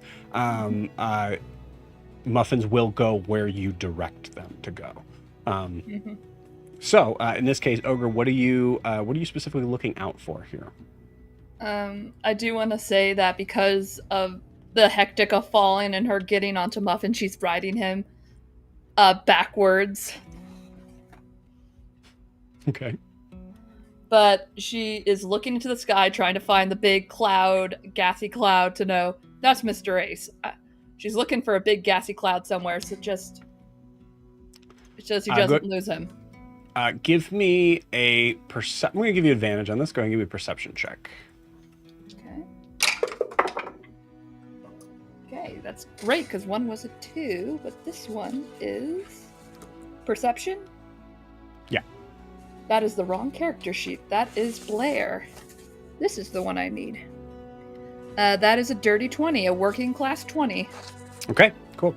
Looking above you, you can see you see multiple sort of clouds that are sort of blocking the area of where you'd be able to see this sort of mist that was going to be lower than that cloud cover, until you see until you see a spot of this cloud that seems to be slowly moving. I would assume probably towards your direction. Horace, coming from your side, that 10 feet movement speed, dashing maybe for 20. What are you trying to move towards Ogre? You are able to definitely recognize this moment. There is absolutely no way you're able to catch up to Ogre.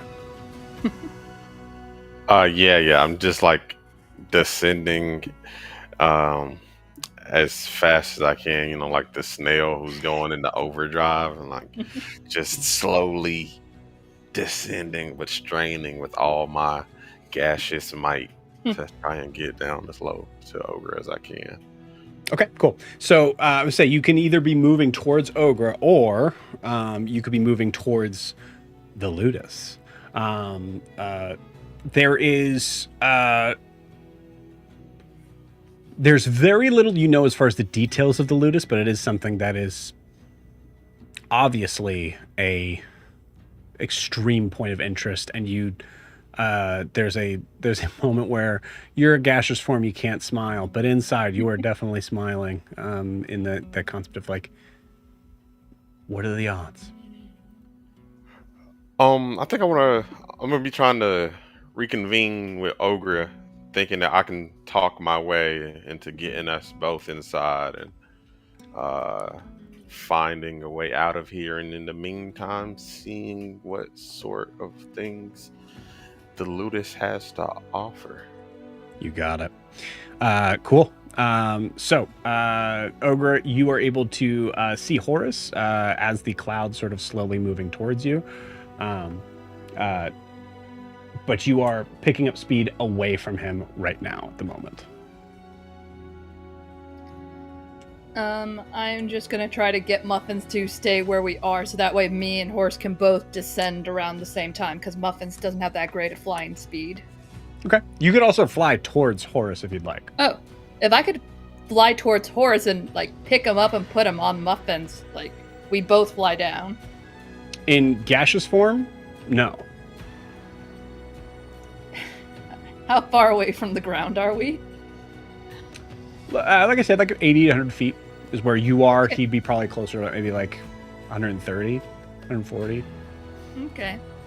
I want to, like, beckon him to me and get him above Muffins and then just drop the concentration. And we both just ride Muffins together.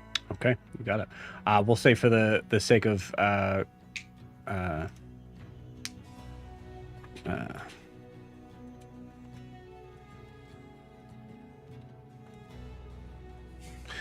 the sake of this moment, it takes a little bit, but eventually you're able to kind of get towards where that cloud is close enough, and Ogre, you're able to drop it.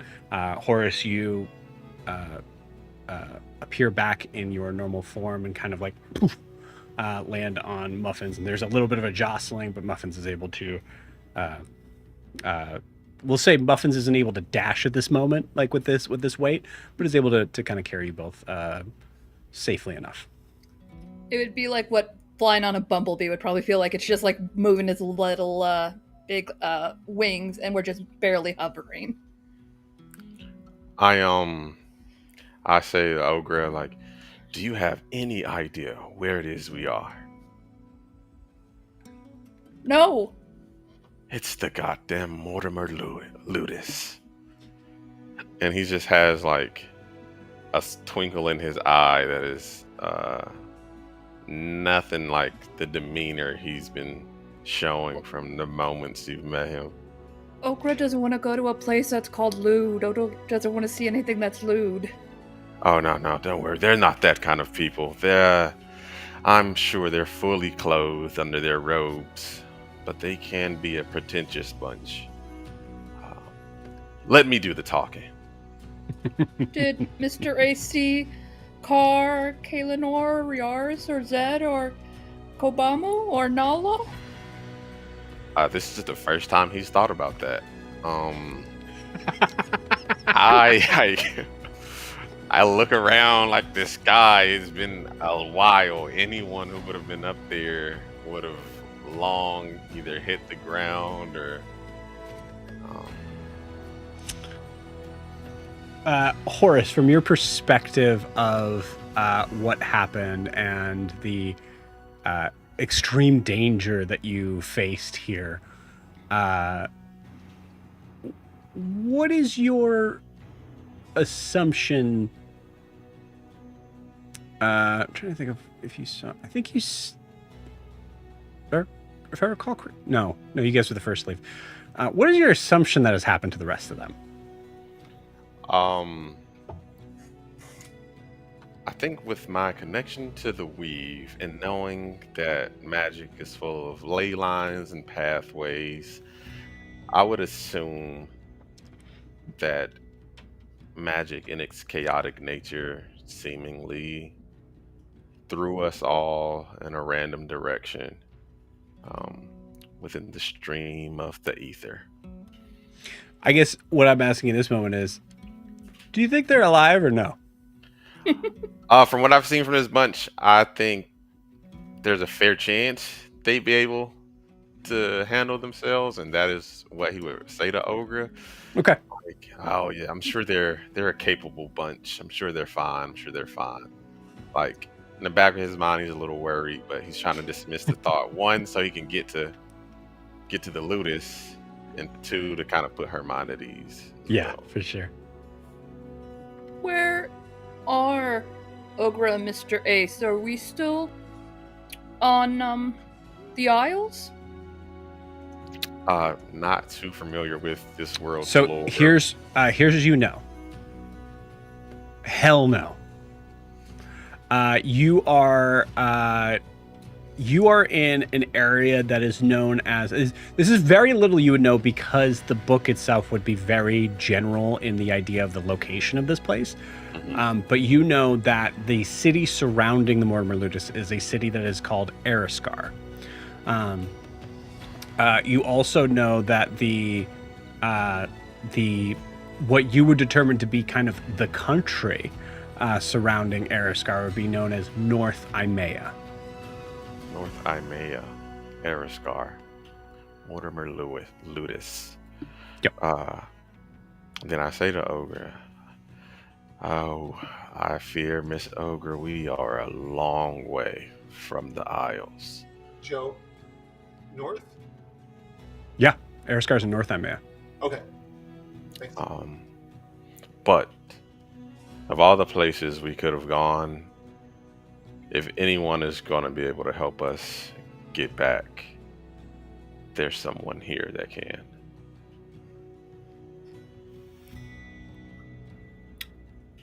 Oh, Mr. Ace isn't angry at Ogre for being mean to Mr. Ace? We've been through a lot today. What say we let bygones be bygones? And I kind of like lean to the side to like offer a hand, as sort of a handshake. Mr. Ace wants to bury the hatchet? Yeah, that you could say that. Let's bury the hatchet. Ogre's gonna have to wait until we get down. I start like looking around, like thinking to myself, like, does she mean like a real hatchet? But anything to appease her in this moment. Like, if that's what she wants to do, he is all for it. She takes the hand and shakes it, but just knowing we have to wait till we get to the ground to actually do this. Beautiful. Okay. As you descend, I'm going to ask where you would like to descend. Ironically, this area is walled. Of course, not from the air. So, seeing that, Horus,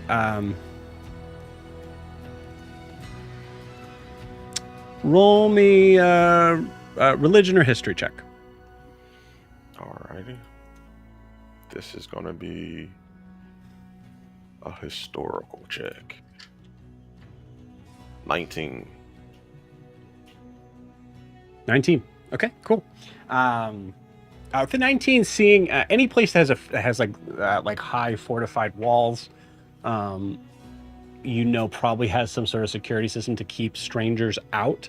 This city does look very big, so there's a chance that you all would be able to. It's not a big chance, but there is a chance that you guys would be able to land inside the walls undetected. But Muffins is pretty big. Yeah, what's that in the sky? Just Mm-hmm. Is it nighttime or daytime? I think there is. It is bright daylight. Okay. I think there is a point where we actually do like cut to a scene where we see this like little sort of like goblin child that is like sweeping up an alleyway that like looks up and just...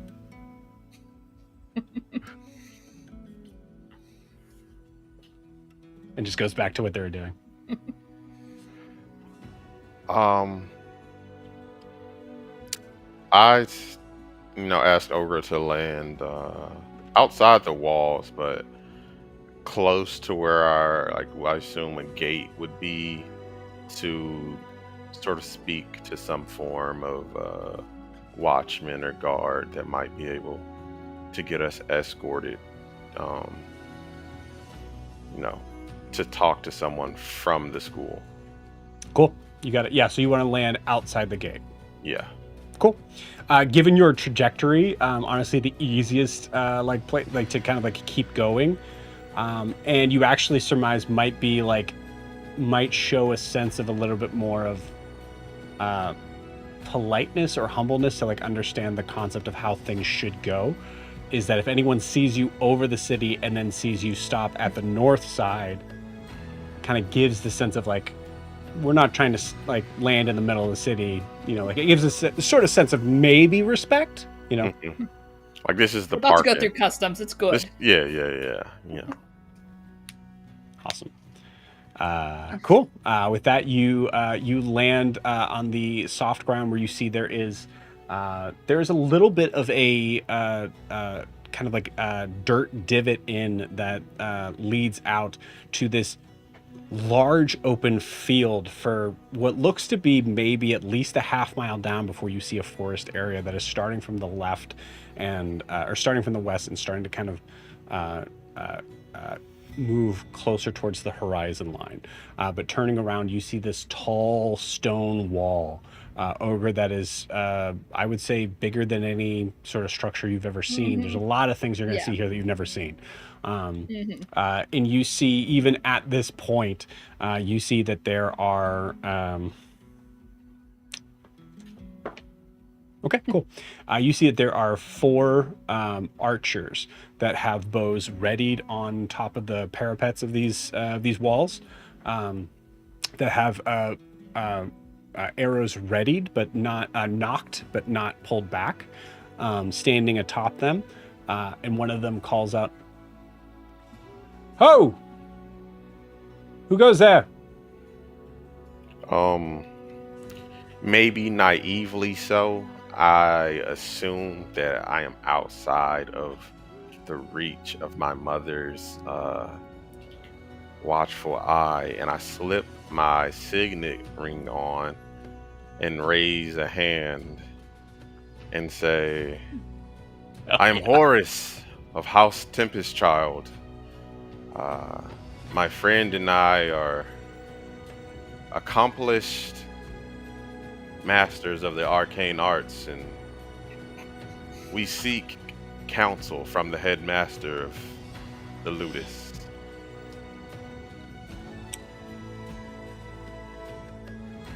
Give me a persuasion check with advantage, given that signet ring that you just put on. Of 6 and a natural 1. Okay, so carry in that 6. Lied about his name too? That's great. Yeah, you see the gentleman that one of them's the only one that doesn't have a bow. Is, I understand. From what area do you hail, Mr.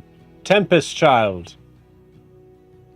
Like while he's talking, I'm like whispering to Ogre, like, look, okay, we'll bury another hatchet. I promise. That's the last thing. 2 hatchets? Yeah. Mr. Ace buried 2 hatchets? Like, I'm gonna say with that 6 and seeing that moment, he's like, is there a moment where you two need to get your story straight? I'll wait. No. It's one story. We're at a Ogre just met crossroads him between friends. this morning or yesterday? We met out in the field doing work. I'm from... Where am I from? Ogre's from the Bell Bogs. And I just say the Isles. Yes.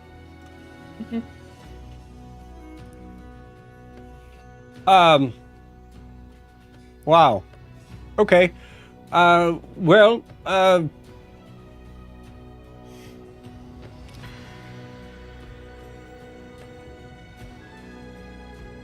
don't know what to do here. What's your Unless- name? Never you mind what my name is. Hold on 1 second. And you see him kind of turn towards a couple other of the soldiers here. You see Ogre, give me an... I'll say perception check. Not going to be great. That's going to be a 11. Okay.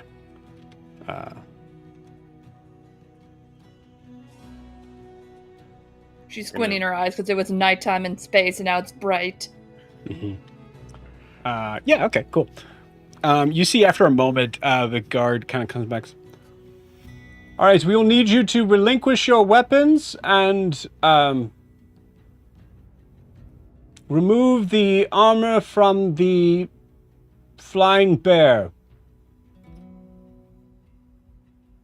Turn it over. Like, can't you just like Oh. separate?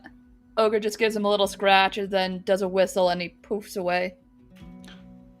As you do that, there's a moment where like, oh, one moment, and you see him kind of turn towards the others, and there's like a second where you're like, oh shit, I did magic. Like maybe this place doesn't like magic. Like this, like Ogre, you have this moment of like, of just terror of like, oh, maybe I did something I wasn't supposed to do. She hides her staff behind her back. It's over your head though. It's just like, it's right there. Yeah. Yep. Incredible. The guard then comes back. Right. Well, with the biggest threat gone, we would humbly present our apologies as we are going to open the gate and let you all through. If you don't mind, I am going to write this in a report that we are going to give to the... Joe forgets her name. Hold on. In the meantime, Horace turns to Ogre and like he's like, Ogre, we're friends now. There's no need to tell these people how long we've been friends. Let's just answer the questions that they ask us. We met in a Or- field. Mr. Horace? Does Ogre have to call Horace Horace, or can Ogre call you Horace still Mr. Ace? Which one do you like better? Mr. Ace, because that was Mr. Ace's first name, and it's gonna take Ogre a while to remember. Mr. Ace. Mr. Ace it is. But does You're Mr. such Ace a want cheater. Ogre to lie? No. We don't have to lie to anyone. We simply happened upon this place. We're not doing anything wrong. Let's just not tell them anything they might not want to hear. Okay, cool. We're going to have to write down this report for the magistrate-elect. So just to keep in mind, there may be some further inquiries that are made. Might I suggest that you stay at one of our lovely taverns near the main street so that we could find you? That sounds lovely. If you could just point us in that direction and perhaps to the direction of your nearest general store. Absolutely. All right. Open the gate. And the gate opens for you, and you're able to head on in to the city of Ariskar. We'll pause you there. Mm-hmm. We're in. Very cool.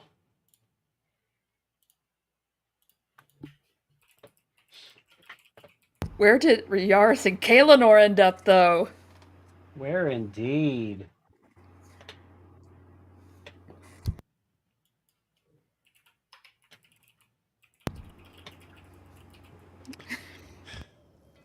Said.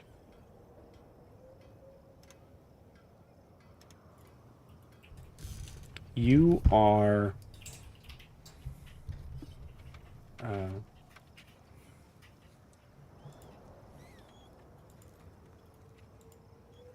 are waking up. You feel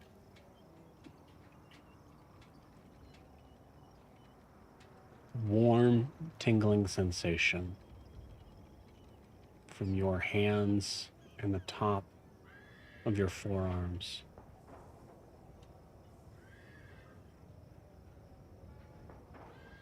But an extremely solid, cold sensation on your back and on the back of your legs.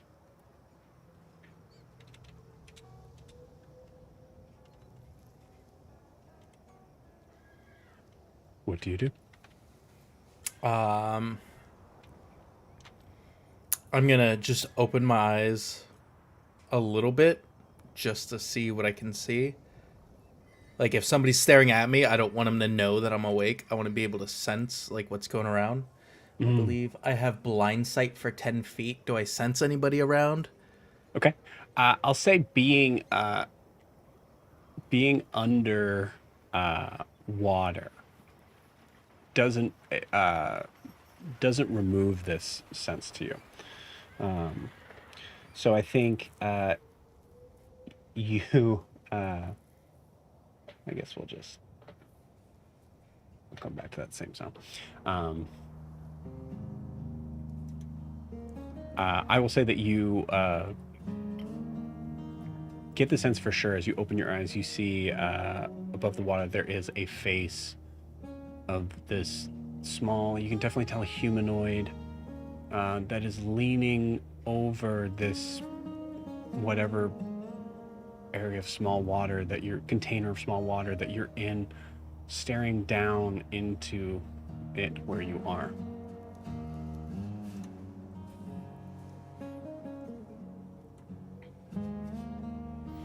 All right.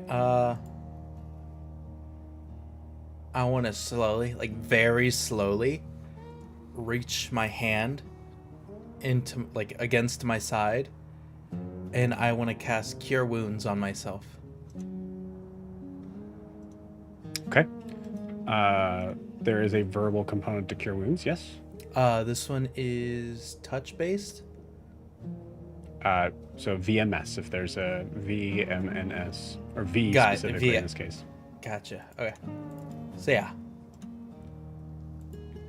Which you could still do it. It's just going to have some sort of effect under the water. Yeah. So I'm gonna do that, and just in case, I'm going to do it in deep speech when I speak for the verbal components. Okay. Cool.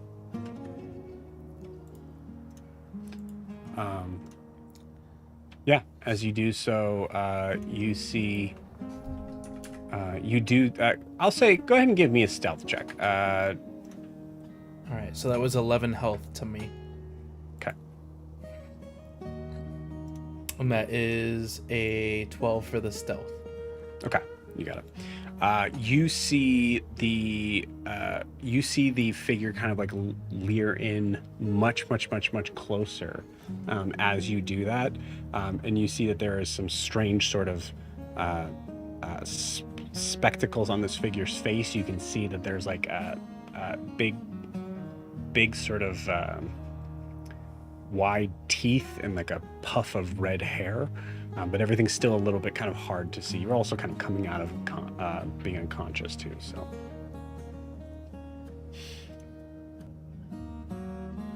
All right, does it look like he noticed me moving? Yeah. How close is he? He's maybe like 10 inches from your face.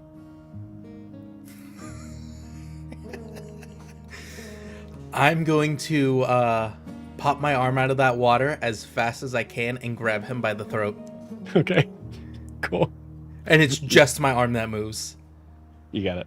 Go ahead and give me an attack roll for this. I'm saying, like, you gotta be able to aim it perfectly. All right, just a regular D20. No, just attack roll. We'll say an unarmed strike, essentially. Nat 20 for 24.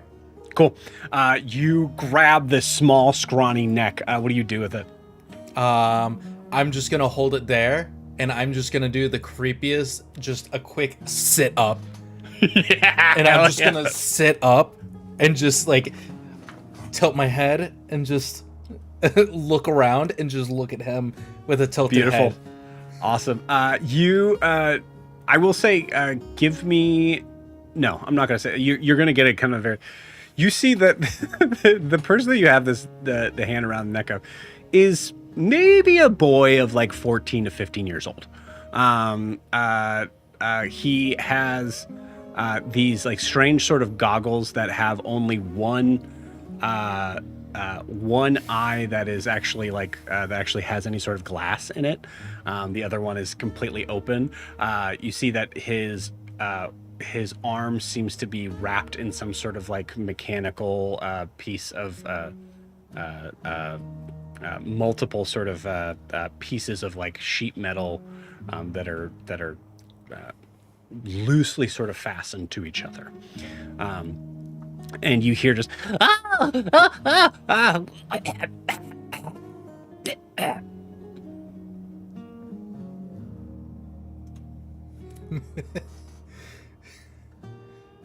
What do you do? You got him. You did it. What? I want to take a look around for a second. Is there anything that seems hostile? Other people, objects? You don't see any other figure in this room. I'll give you that. Just as like a quick sort of, yeah. Does he look like he could be threatening towards me? This 15-year-old boy? No. Yeah. Okay. Does it look like I still have my daggers and everything with me on my person, or did they set it off to the side? I would say they probably had taken the weapons off of you, yeah. All right, I'm gonna ask him, where's my weapon? Like, where's my equipment, weapons?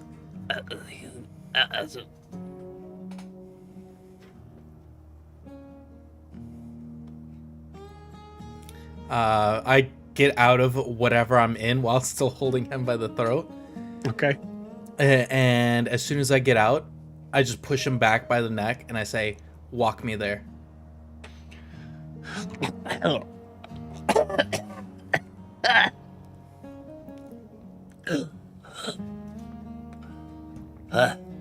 They're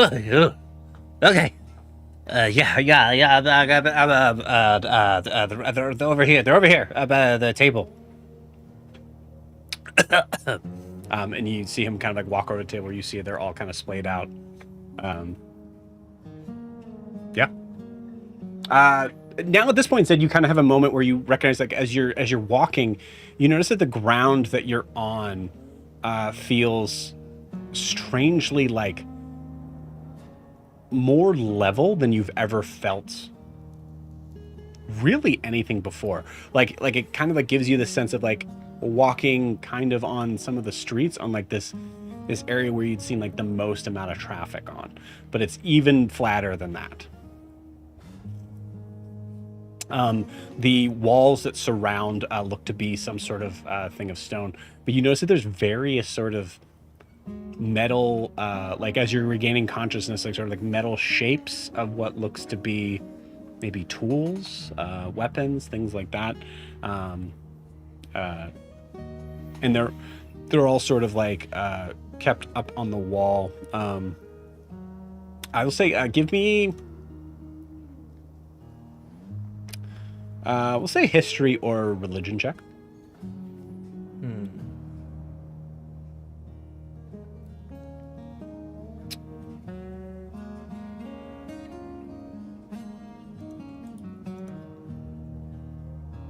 5. Cool. Awesome. Looking at some of the sharp blades around here, they do look dangerous.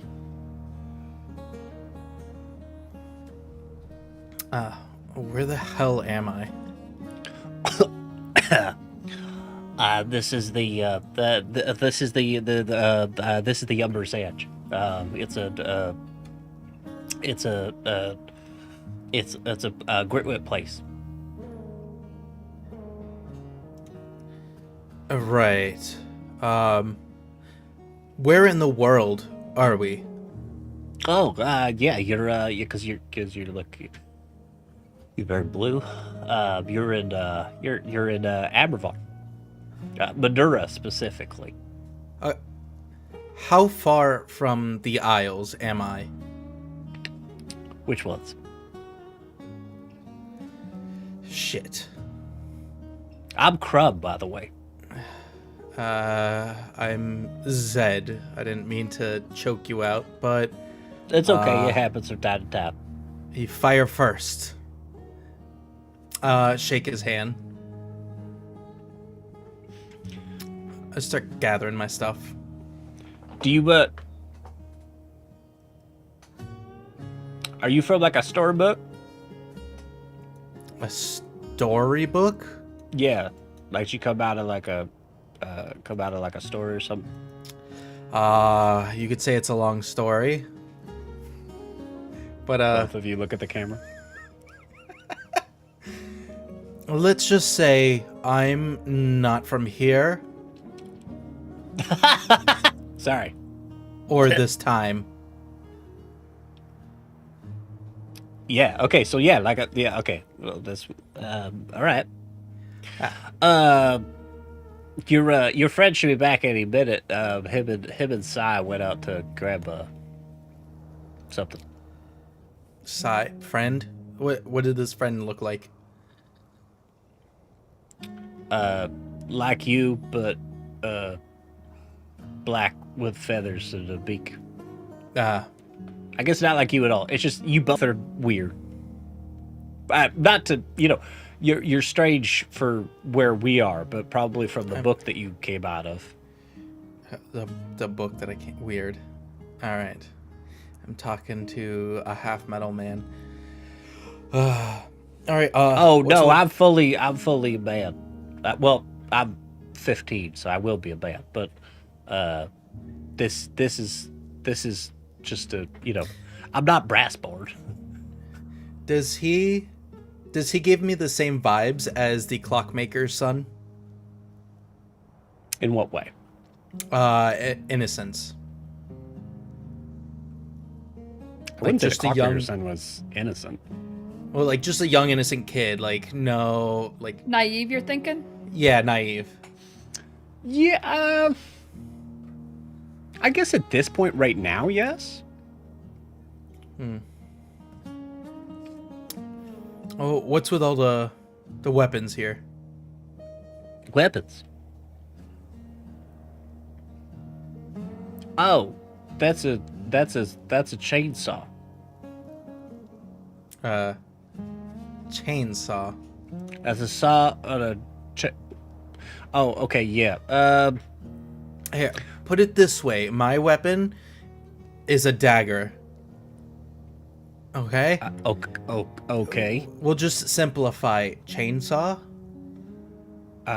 Like many daggers on a revolving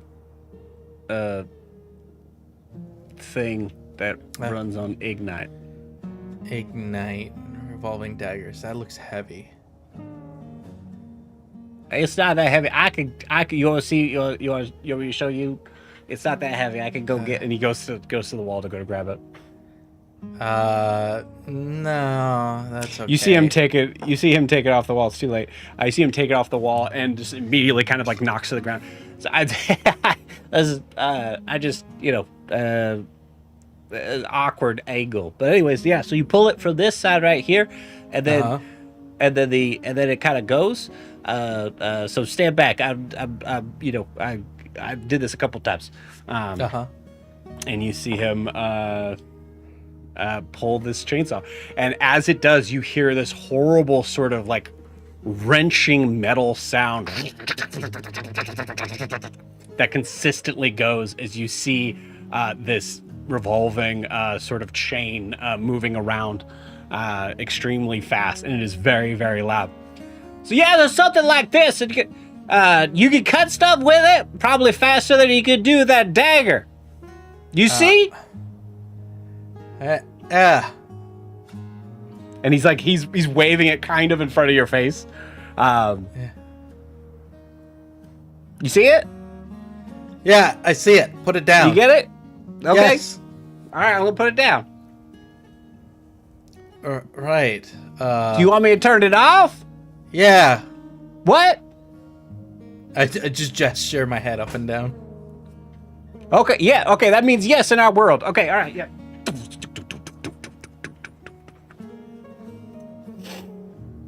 Pretty cool, huh? How the hell are you supposed to attack somebody with that? You're not, no, oh, yeah, okay, no, you shouldn't. I mean, you could, I guess. What else is there? What is this thing? That's a wrench. A wrench. Yeah, use that to turn, you know.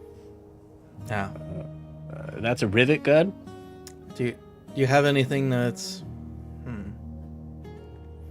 Because I know blades, I know magic, and I know like crossbows. You have anything like that? We got guns. The hell's a gun? You see his eye get really, really wide, and he's, I'll be right back. And as he does, you hear the garage door open slowly, and as it's like, you see Crumb just kind of turn to you, and go, get in the tub, quick, get in the tub. Like he's trying to shove you back into the tub. What do you do? Why the hell do I need to get back in the tub? Are you adhering or are you just standing? No, I'm just standing. Cool, you got it. As you hear this deep, heavy sort of roar of what is an engine but wouldn't be familiar with you.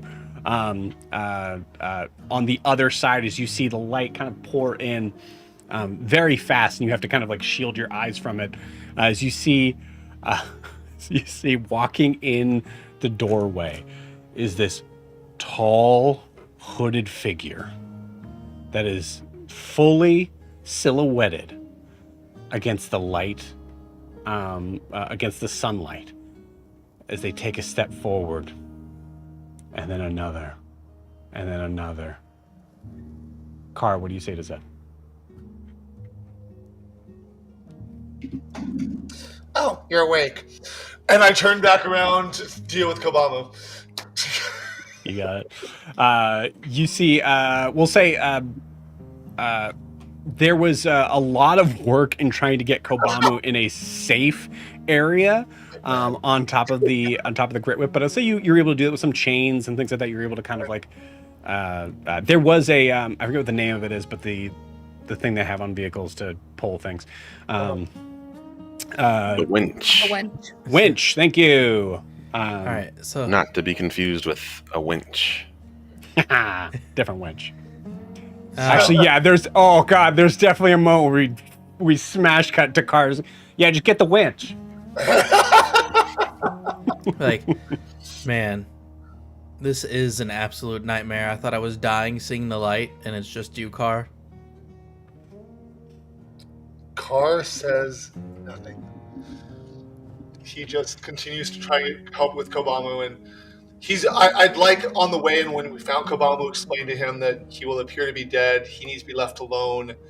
It takes about this long. He'll come back after this many, because based on what I've seen before, certain number of days he'll come back. He's very Kobamu. He's even more violent than Zed, and so it's best if he's left alone, like, and not bothered while this happens. Like, trying to get him ready for when he wakes up, and that if all possible, I should be nearby. Give me an insight check on Steeljaw or Psy, as he'll be referred to from others. Sure. Obama can help with build me a city. 11. 11. Cool. Car fully roll. believes that Sai believes nothing he's saying, but I'm just I like, I rolled an 11. You see him smiling maybe at this and just kind of head nodding the whole time. He seems to understand fully what you're saying and just goes along with what you're saying. right, and he's like, I don't believe any of this, but yeah, whatever. I'll tell Jack for sure. He's like, this guy's full crazy. I love That's it. fine. That's okay. But I'm just like I'm doing my best because I don't want Kobama to hurt himself or anybody else. Yeah. Yep.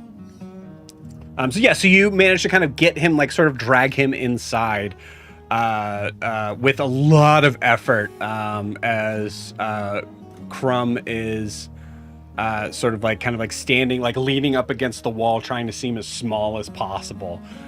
As you see this small boy, probably maybe like 5'2", 5'3". You're not sure if it's fear or he's trying to hide or what. But as you kind of drag in, you see Sai doesn't seem to pay him any mind right now. Okay. Had I met him? Had Sai mentioned him before? No. Did I see him when we dropped Zed Actually, off? I would say he probably said, "Yeah, we can leave him with Crumb," and that was that was it. That was a name, I guess. Okay, yeah. so I'll assume that's Crumb then. I'm like, all right. I just work on getting Kobamu unwinched, untethered, just getting him over to where he can be peacefully dead. I just feel so bad.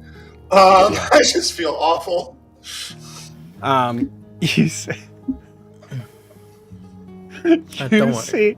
You do see Crumb kind of like maneuver up to Sai after the figure's been like kind of come to a certain point. And you see Crumb kind of whisper something to Steeljaw. And you see no, not friends, not food. That's that has a soul to it. So we're gonna. Yeah, we can. We're real people. I say that to the boy. Yeah. Oh, okay. Yeah, no, I wasn't trying to. All right. I know that. Hey, why don't you go? He's awake. Yeah, why don't you go get that thing you were gonna show me? The chainsaw? I already showed you the chainsaw. No, you said the other thing that was like magic.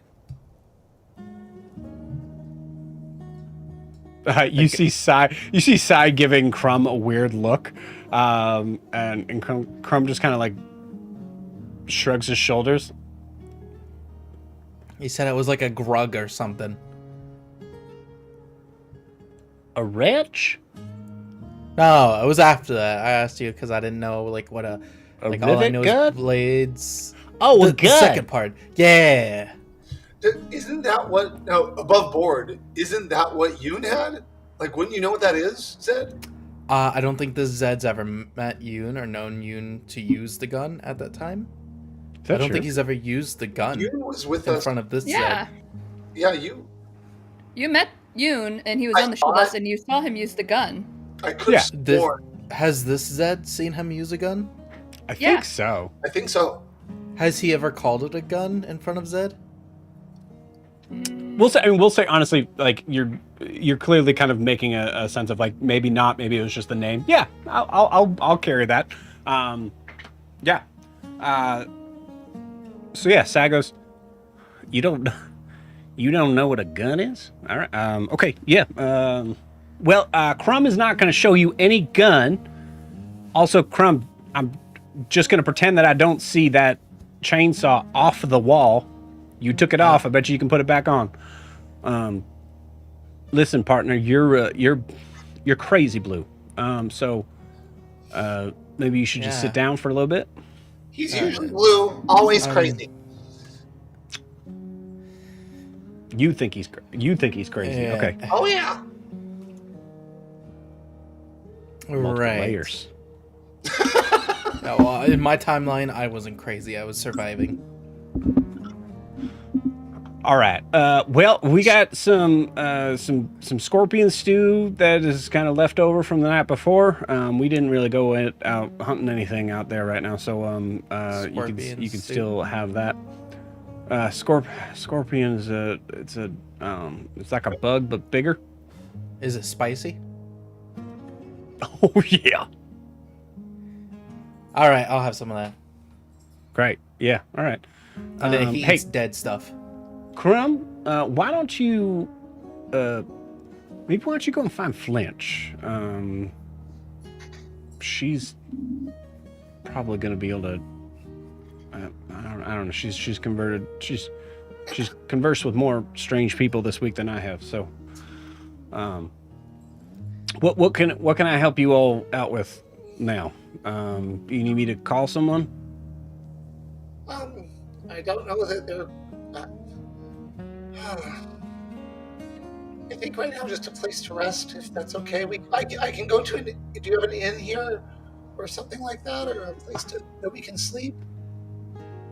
Yeah, if you got a lot of coin. Do you coin? You know what coin is? We got gold. Yep, that'll work. You could also stay here for free. I mean, that's not a we're definitely okay with having a couple. We got plenty of room. That'd be very kind of you if that was okay with you. Yeah. No, that's totally fine. I mean, Mikasa Sukasa.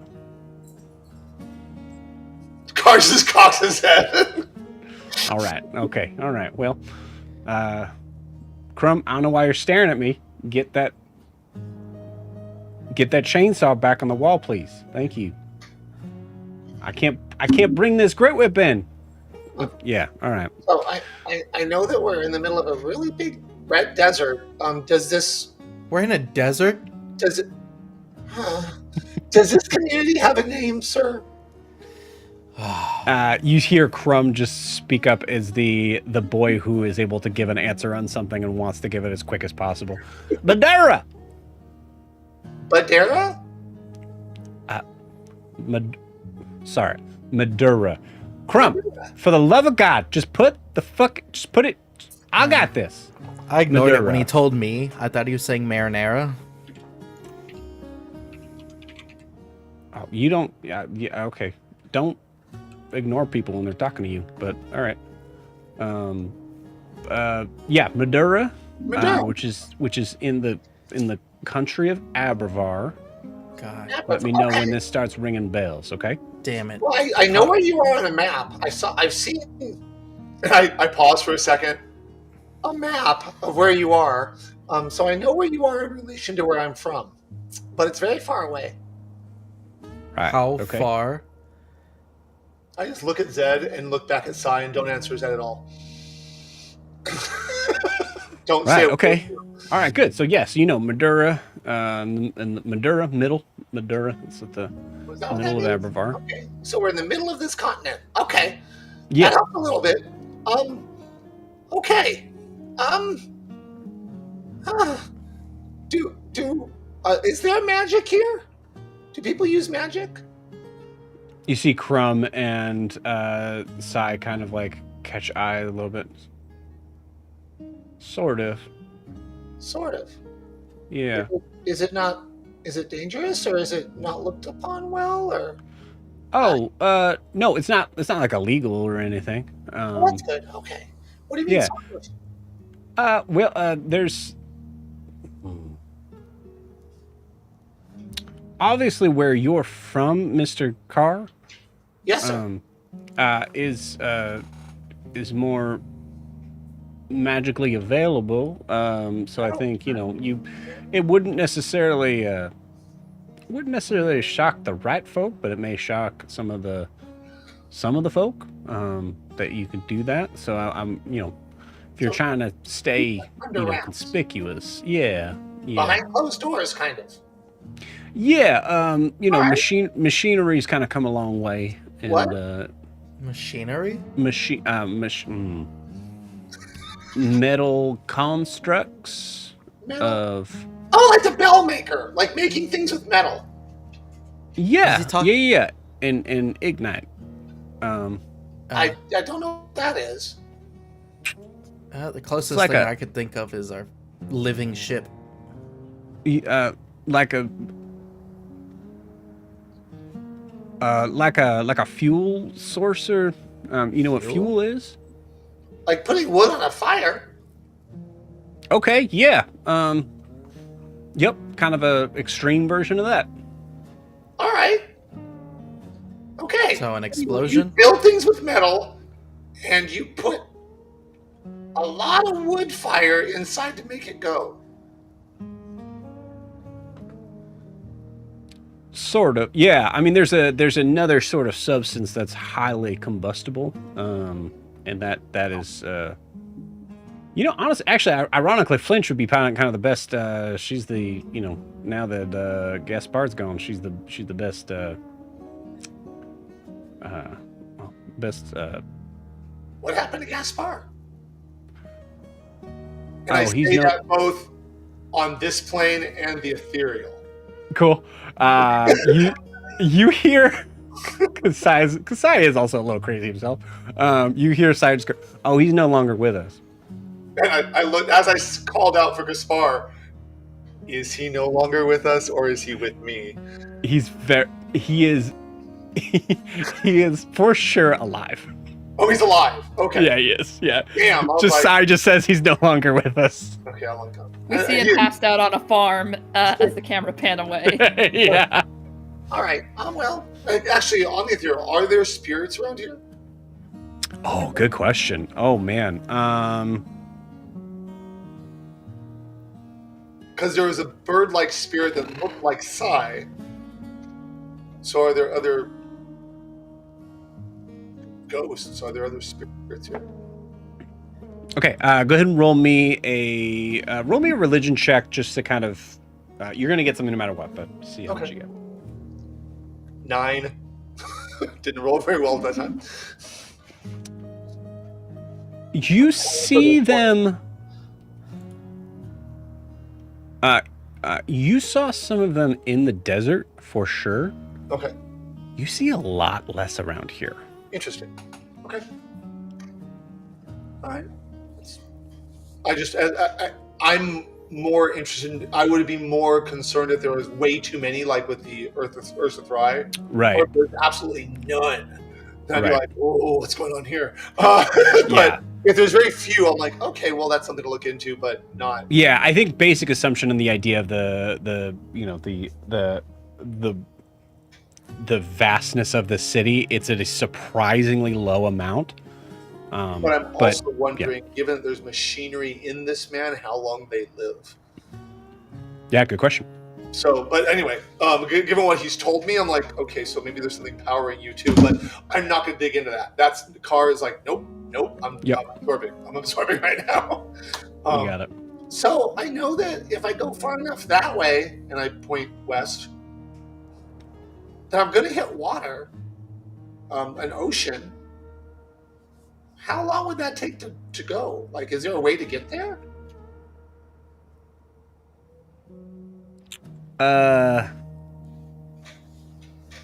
guess the closest area that you'd be able to go and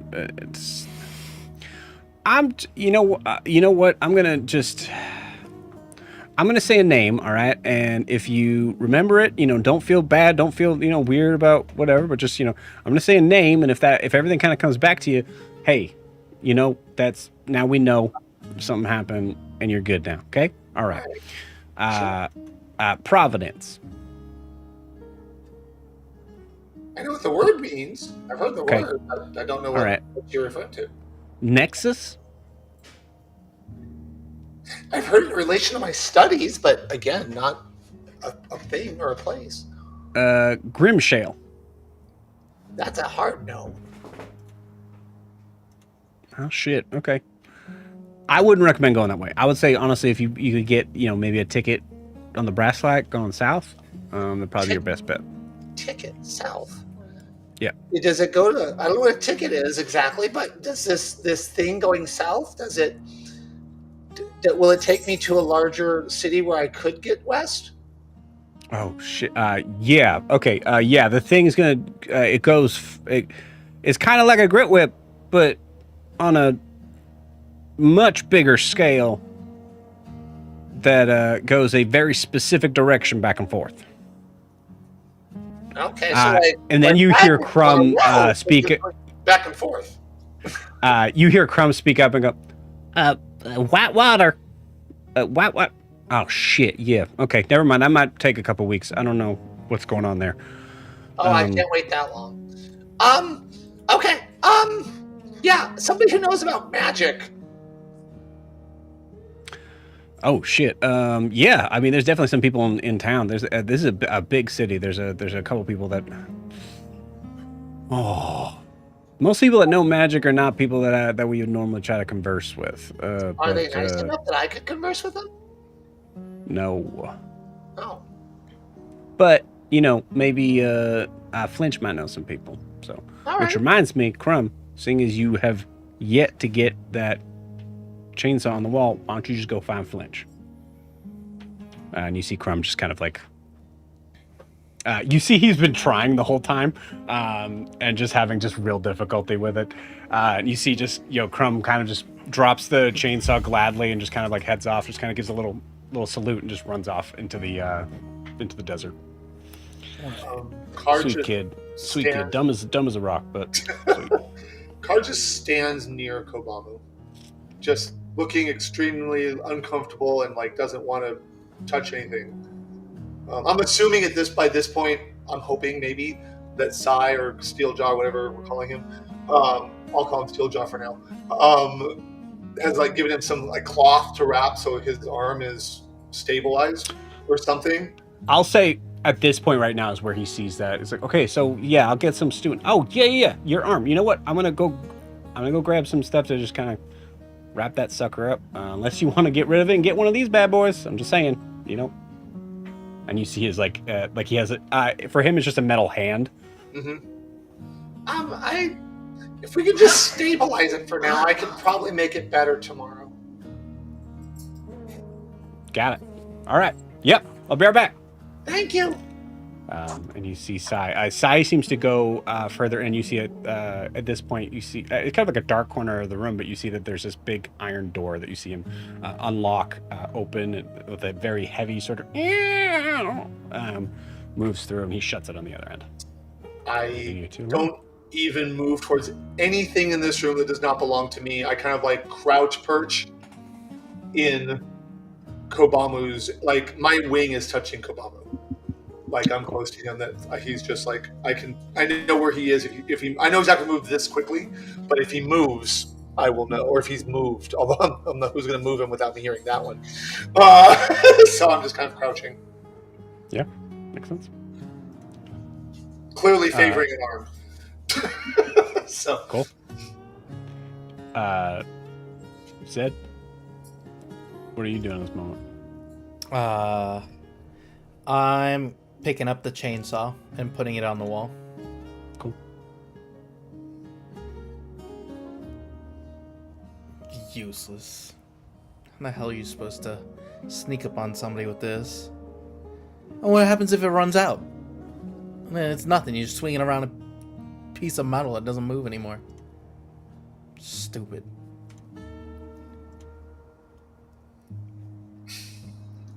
What was that he said? It was a... Nothing. A wrench? Cool. I think we see just more of that, of Zed kind of like walking around, trying to possibly like strike up bits of conversation, but doing so in a way that could be considered to be him just talking to himself. And we just see Carr in this sort of like center of the room, just standing there. Yes. And we'll cut from there. Lastly, Ogra and Horace, you are arrived. You are arrived. You have arrived in the city of Eriskar. Bustling streets. There is, I can't believe it either. You see that there is this long kind of extended street that has these cobblestone roads. There are multiple figures that are that are around here. You can see that there's wagons, horses pulling them, guards kind of standing to either side. And from your perspective, as Ogre and Horus, as you kind of walk through, you notice that most of the figures here don't really give you a second look. They are very busy. There's a couple that seem to kind of give kind of kind smiles. Maybe a few that actually look like they're being hospitable but busy. And even some of the guards, like they make eye contact with you, kind of give like a quick sort of curt nod, and then continue on their way or stand at attention where they're patrolling. Any sort of check you guys want to make here, you certainly can, as you are guided, as you were told of an area that you could possibly relax and sort of collect yourselves. And I'm going to pull that up here in a second. Are we walking through like a market or like with stalls and stuff? Or is No. just like a full just street? This is like a full, like sort of like open, like just imagine the main street of a fantasy sort of city. That's basically what's happening. You see there's houses, there's some shops that are around here, but for the most part, it is there are a couple taverns, but the one that you were suggested to go to is a little bit further in town. Ogre's never been to, besides Gumball and Sway, a city this big. Yeah, I grew up outside a city like this, but I was never really a fan of coming down to it.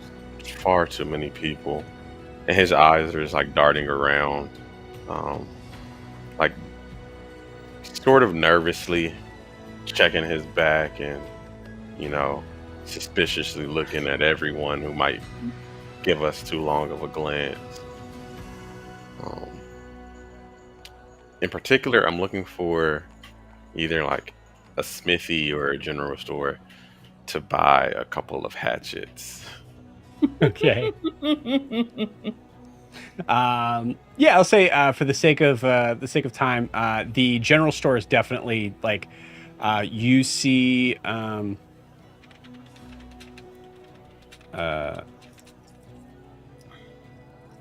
Man, I built Ariscar in a totally different fashion, so I'm having to read through things in a totally different way.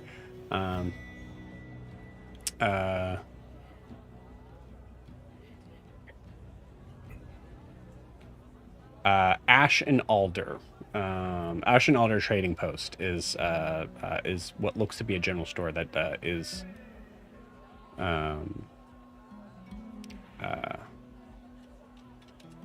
looks to most likely have what you're looking for. It looks like there's a couple of sort of small plant supplies that are out front. There is there's like a sale sign that shows like an area where there's a bunch of what looks to be fruit that is just sort of finishing their season. But you also notice that like inside you can see that there's some sort of like machinery sort of pieces that are useful. Yeah, so you go in. As you walk in, wow, okay. As you walk in, Ogre, you see a lot of shinies.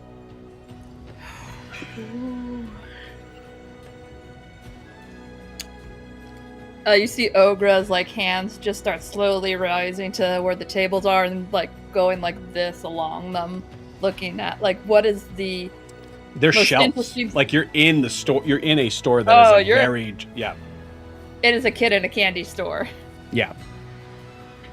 Assuming that like, to me, she's probably just a bumpkin and is happy to be in a store. I don't like give it too much thought. I go to look for, the cashier, the worker to, tell them what it is I'm looking for. You got it.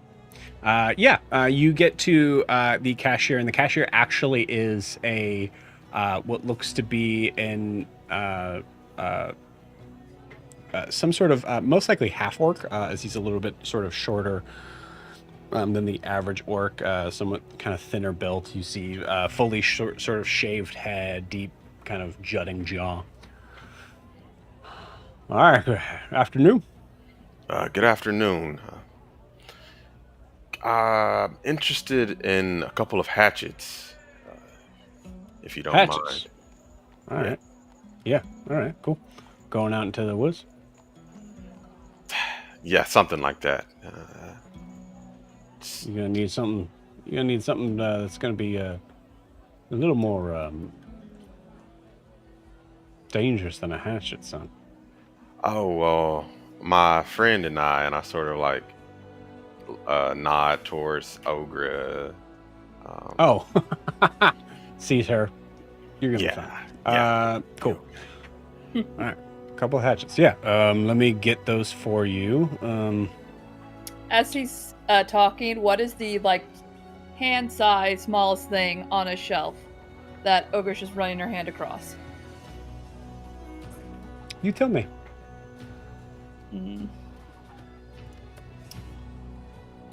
I probably see another set of ink and quills, but it's like really ornate and like the one she took from Mr. Ace. Love it. And it's pretty shiny, and she just puts her hand over it, and it's not there anymore. Okay, you got it. Give me a sleight of hand check. Kaelinor was always the one watching Ogre for this. Not bad. A 19. Okay, 19. You pocket it. You don't see any eyes.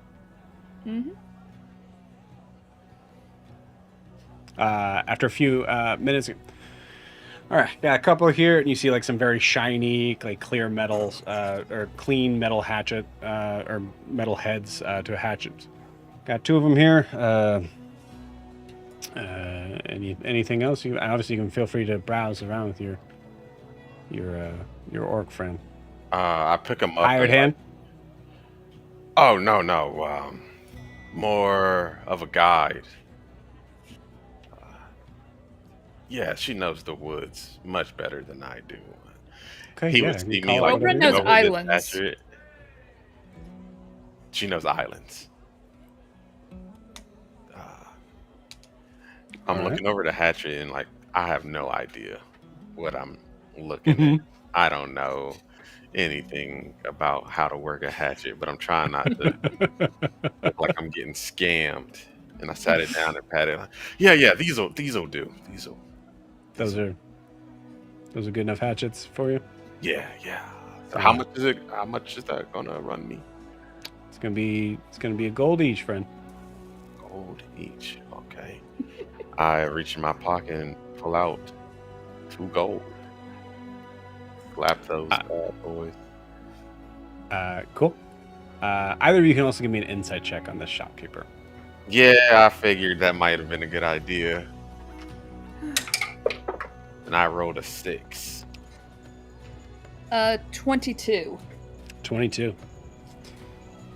You caught the kind of like thing of like, Horace pointed in your direction, and all of a sudden the shopkeeper is like, "Oh, you're fine. You're gonna be fine in the wilderness. Like, not an issue." So that kind of probably struck you a little bit as odd. I don't know if you heard the conversation of like hired hand or guide. That might have kind of like rang some like interesting sort of things there. And then when you see the 2 gold, when he says 2 gold, you see Horace pull out his bag, and you see just the slightest sort of smirk on the shopkeeper's face. It's not nefarious, but it is like, I knew it. Okra isn't born yesterday. I don't know what an ogre is. I'm sorry. That's her name. Ogre is Ogre. Okra? She's Ogre. Okay. All right. Honey, for the sake of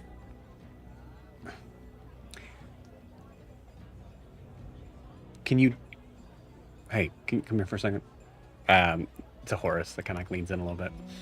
Yeah. And you smell a little bit of this like kind of like deep sort of like meaty breath as he kind of leans in and goes, "Hey, do me a favor. I'll make these both this. I'll make the total be 2 silver because that's what it's supposed to be. I assume you're from the Ludus, so I assume you're swimming in it, and clearly you are based on that ring. But if you would do me a favor, just make sure that she learns, the proper grammar of stuff, because she's going to make us all look bad." I look back at Ogre, and then I look to him. And you see him kind of like motion towards his face and her face. And I take a finger off of one gold coin and slide the other one back towards myself. And I say to him in like a hushed tone, I think she's doing just fine.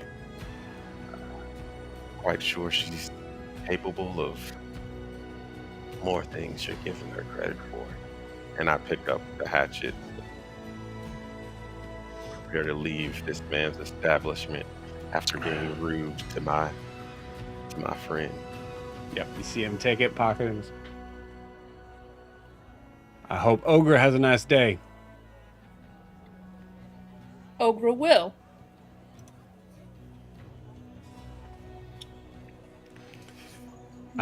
And you head out. Ogre, as you go to head out, roll. Okay. Ogre, I'd like you to roll me either deception or stealth. Okay, I know exactly which one I'm doing. Okay. Stealth. That's going to be a 16. Okay. Interesting. I assume both of you step outside. Yes. Mm-hmm. Okay. Are you headed away, like down the street towards the tavern? Mm-hmm. Yes, sir. Okay. I'd like a perception check from both of you. Oh, I'm so nervous. Natural 20. Jeez, oh my gosh. Horse killing it. Yeah. What are you? A 19. Okay, cool. Let me see. Okay, yeah. Horace, you notice this first as you see, you get about maybe 30 feet away or so, and you see the shopkeeper kind of like come out and sort of stand his hand on his hips towards the doorway. Just kind of stare real hard like he has to make a decision. Gives a big sigh and then kind of comes up to one of the guards and kind of whispers and points in the direction of both of you. You also see a gold go from his hand to the guard's hand.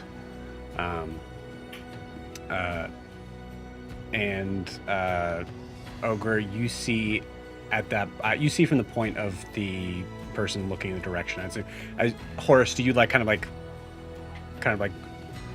give her like a heads up? Yeah, I was gonna say I'll sort of like nudge her and say, I think we've attracted some unwanted attention. Follow me. And then I'll try to casually start walking and taking directions to sort of just lose eyesight for a moment in order to get lost in the crowd. Yeah, I love it. And with that, you see there is Horace kind of trying to keep and being very careful and sneaky on this end. Ogre and Horace, you see that there is one guard moving in your direction, and then 2, and then 5, and then 10. As you try desperately to disappear in this crowd of people who are blending in the best they know how to in this busy city street. And with that, we're going to end tonight's session. We'll see you guys next week.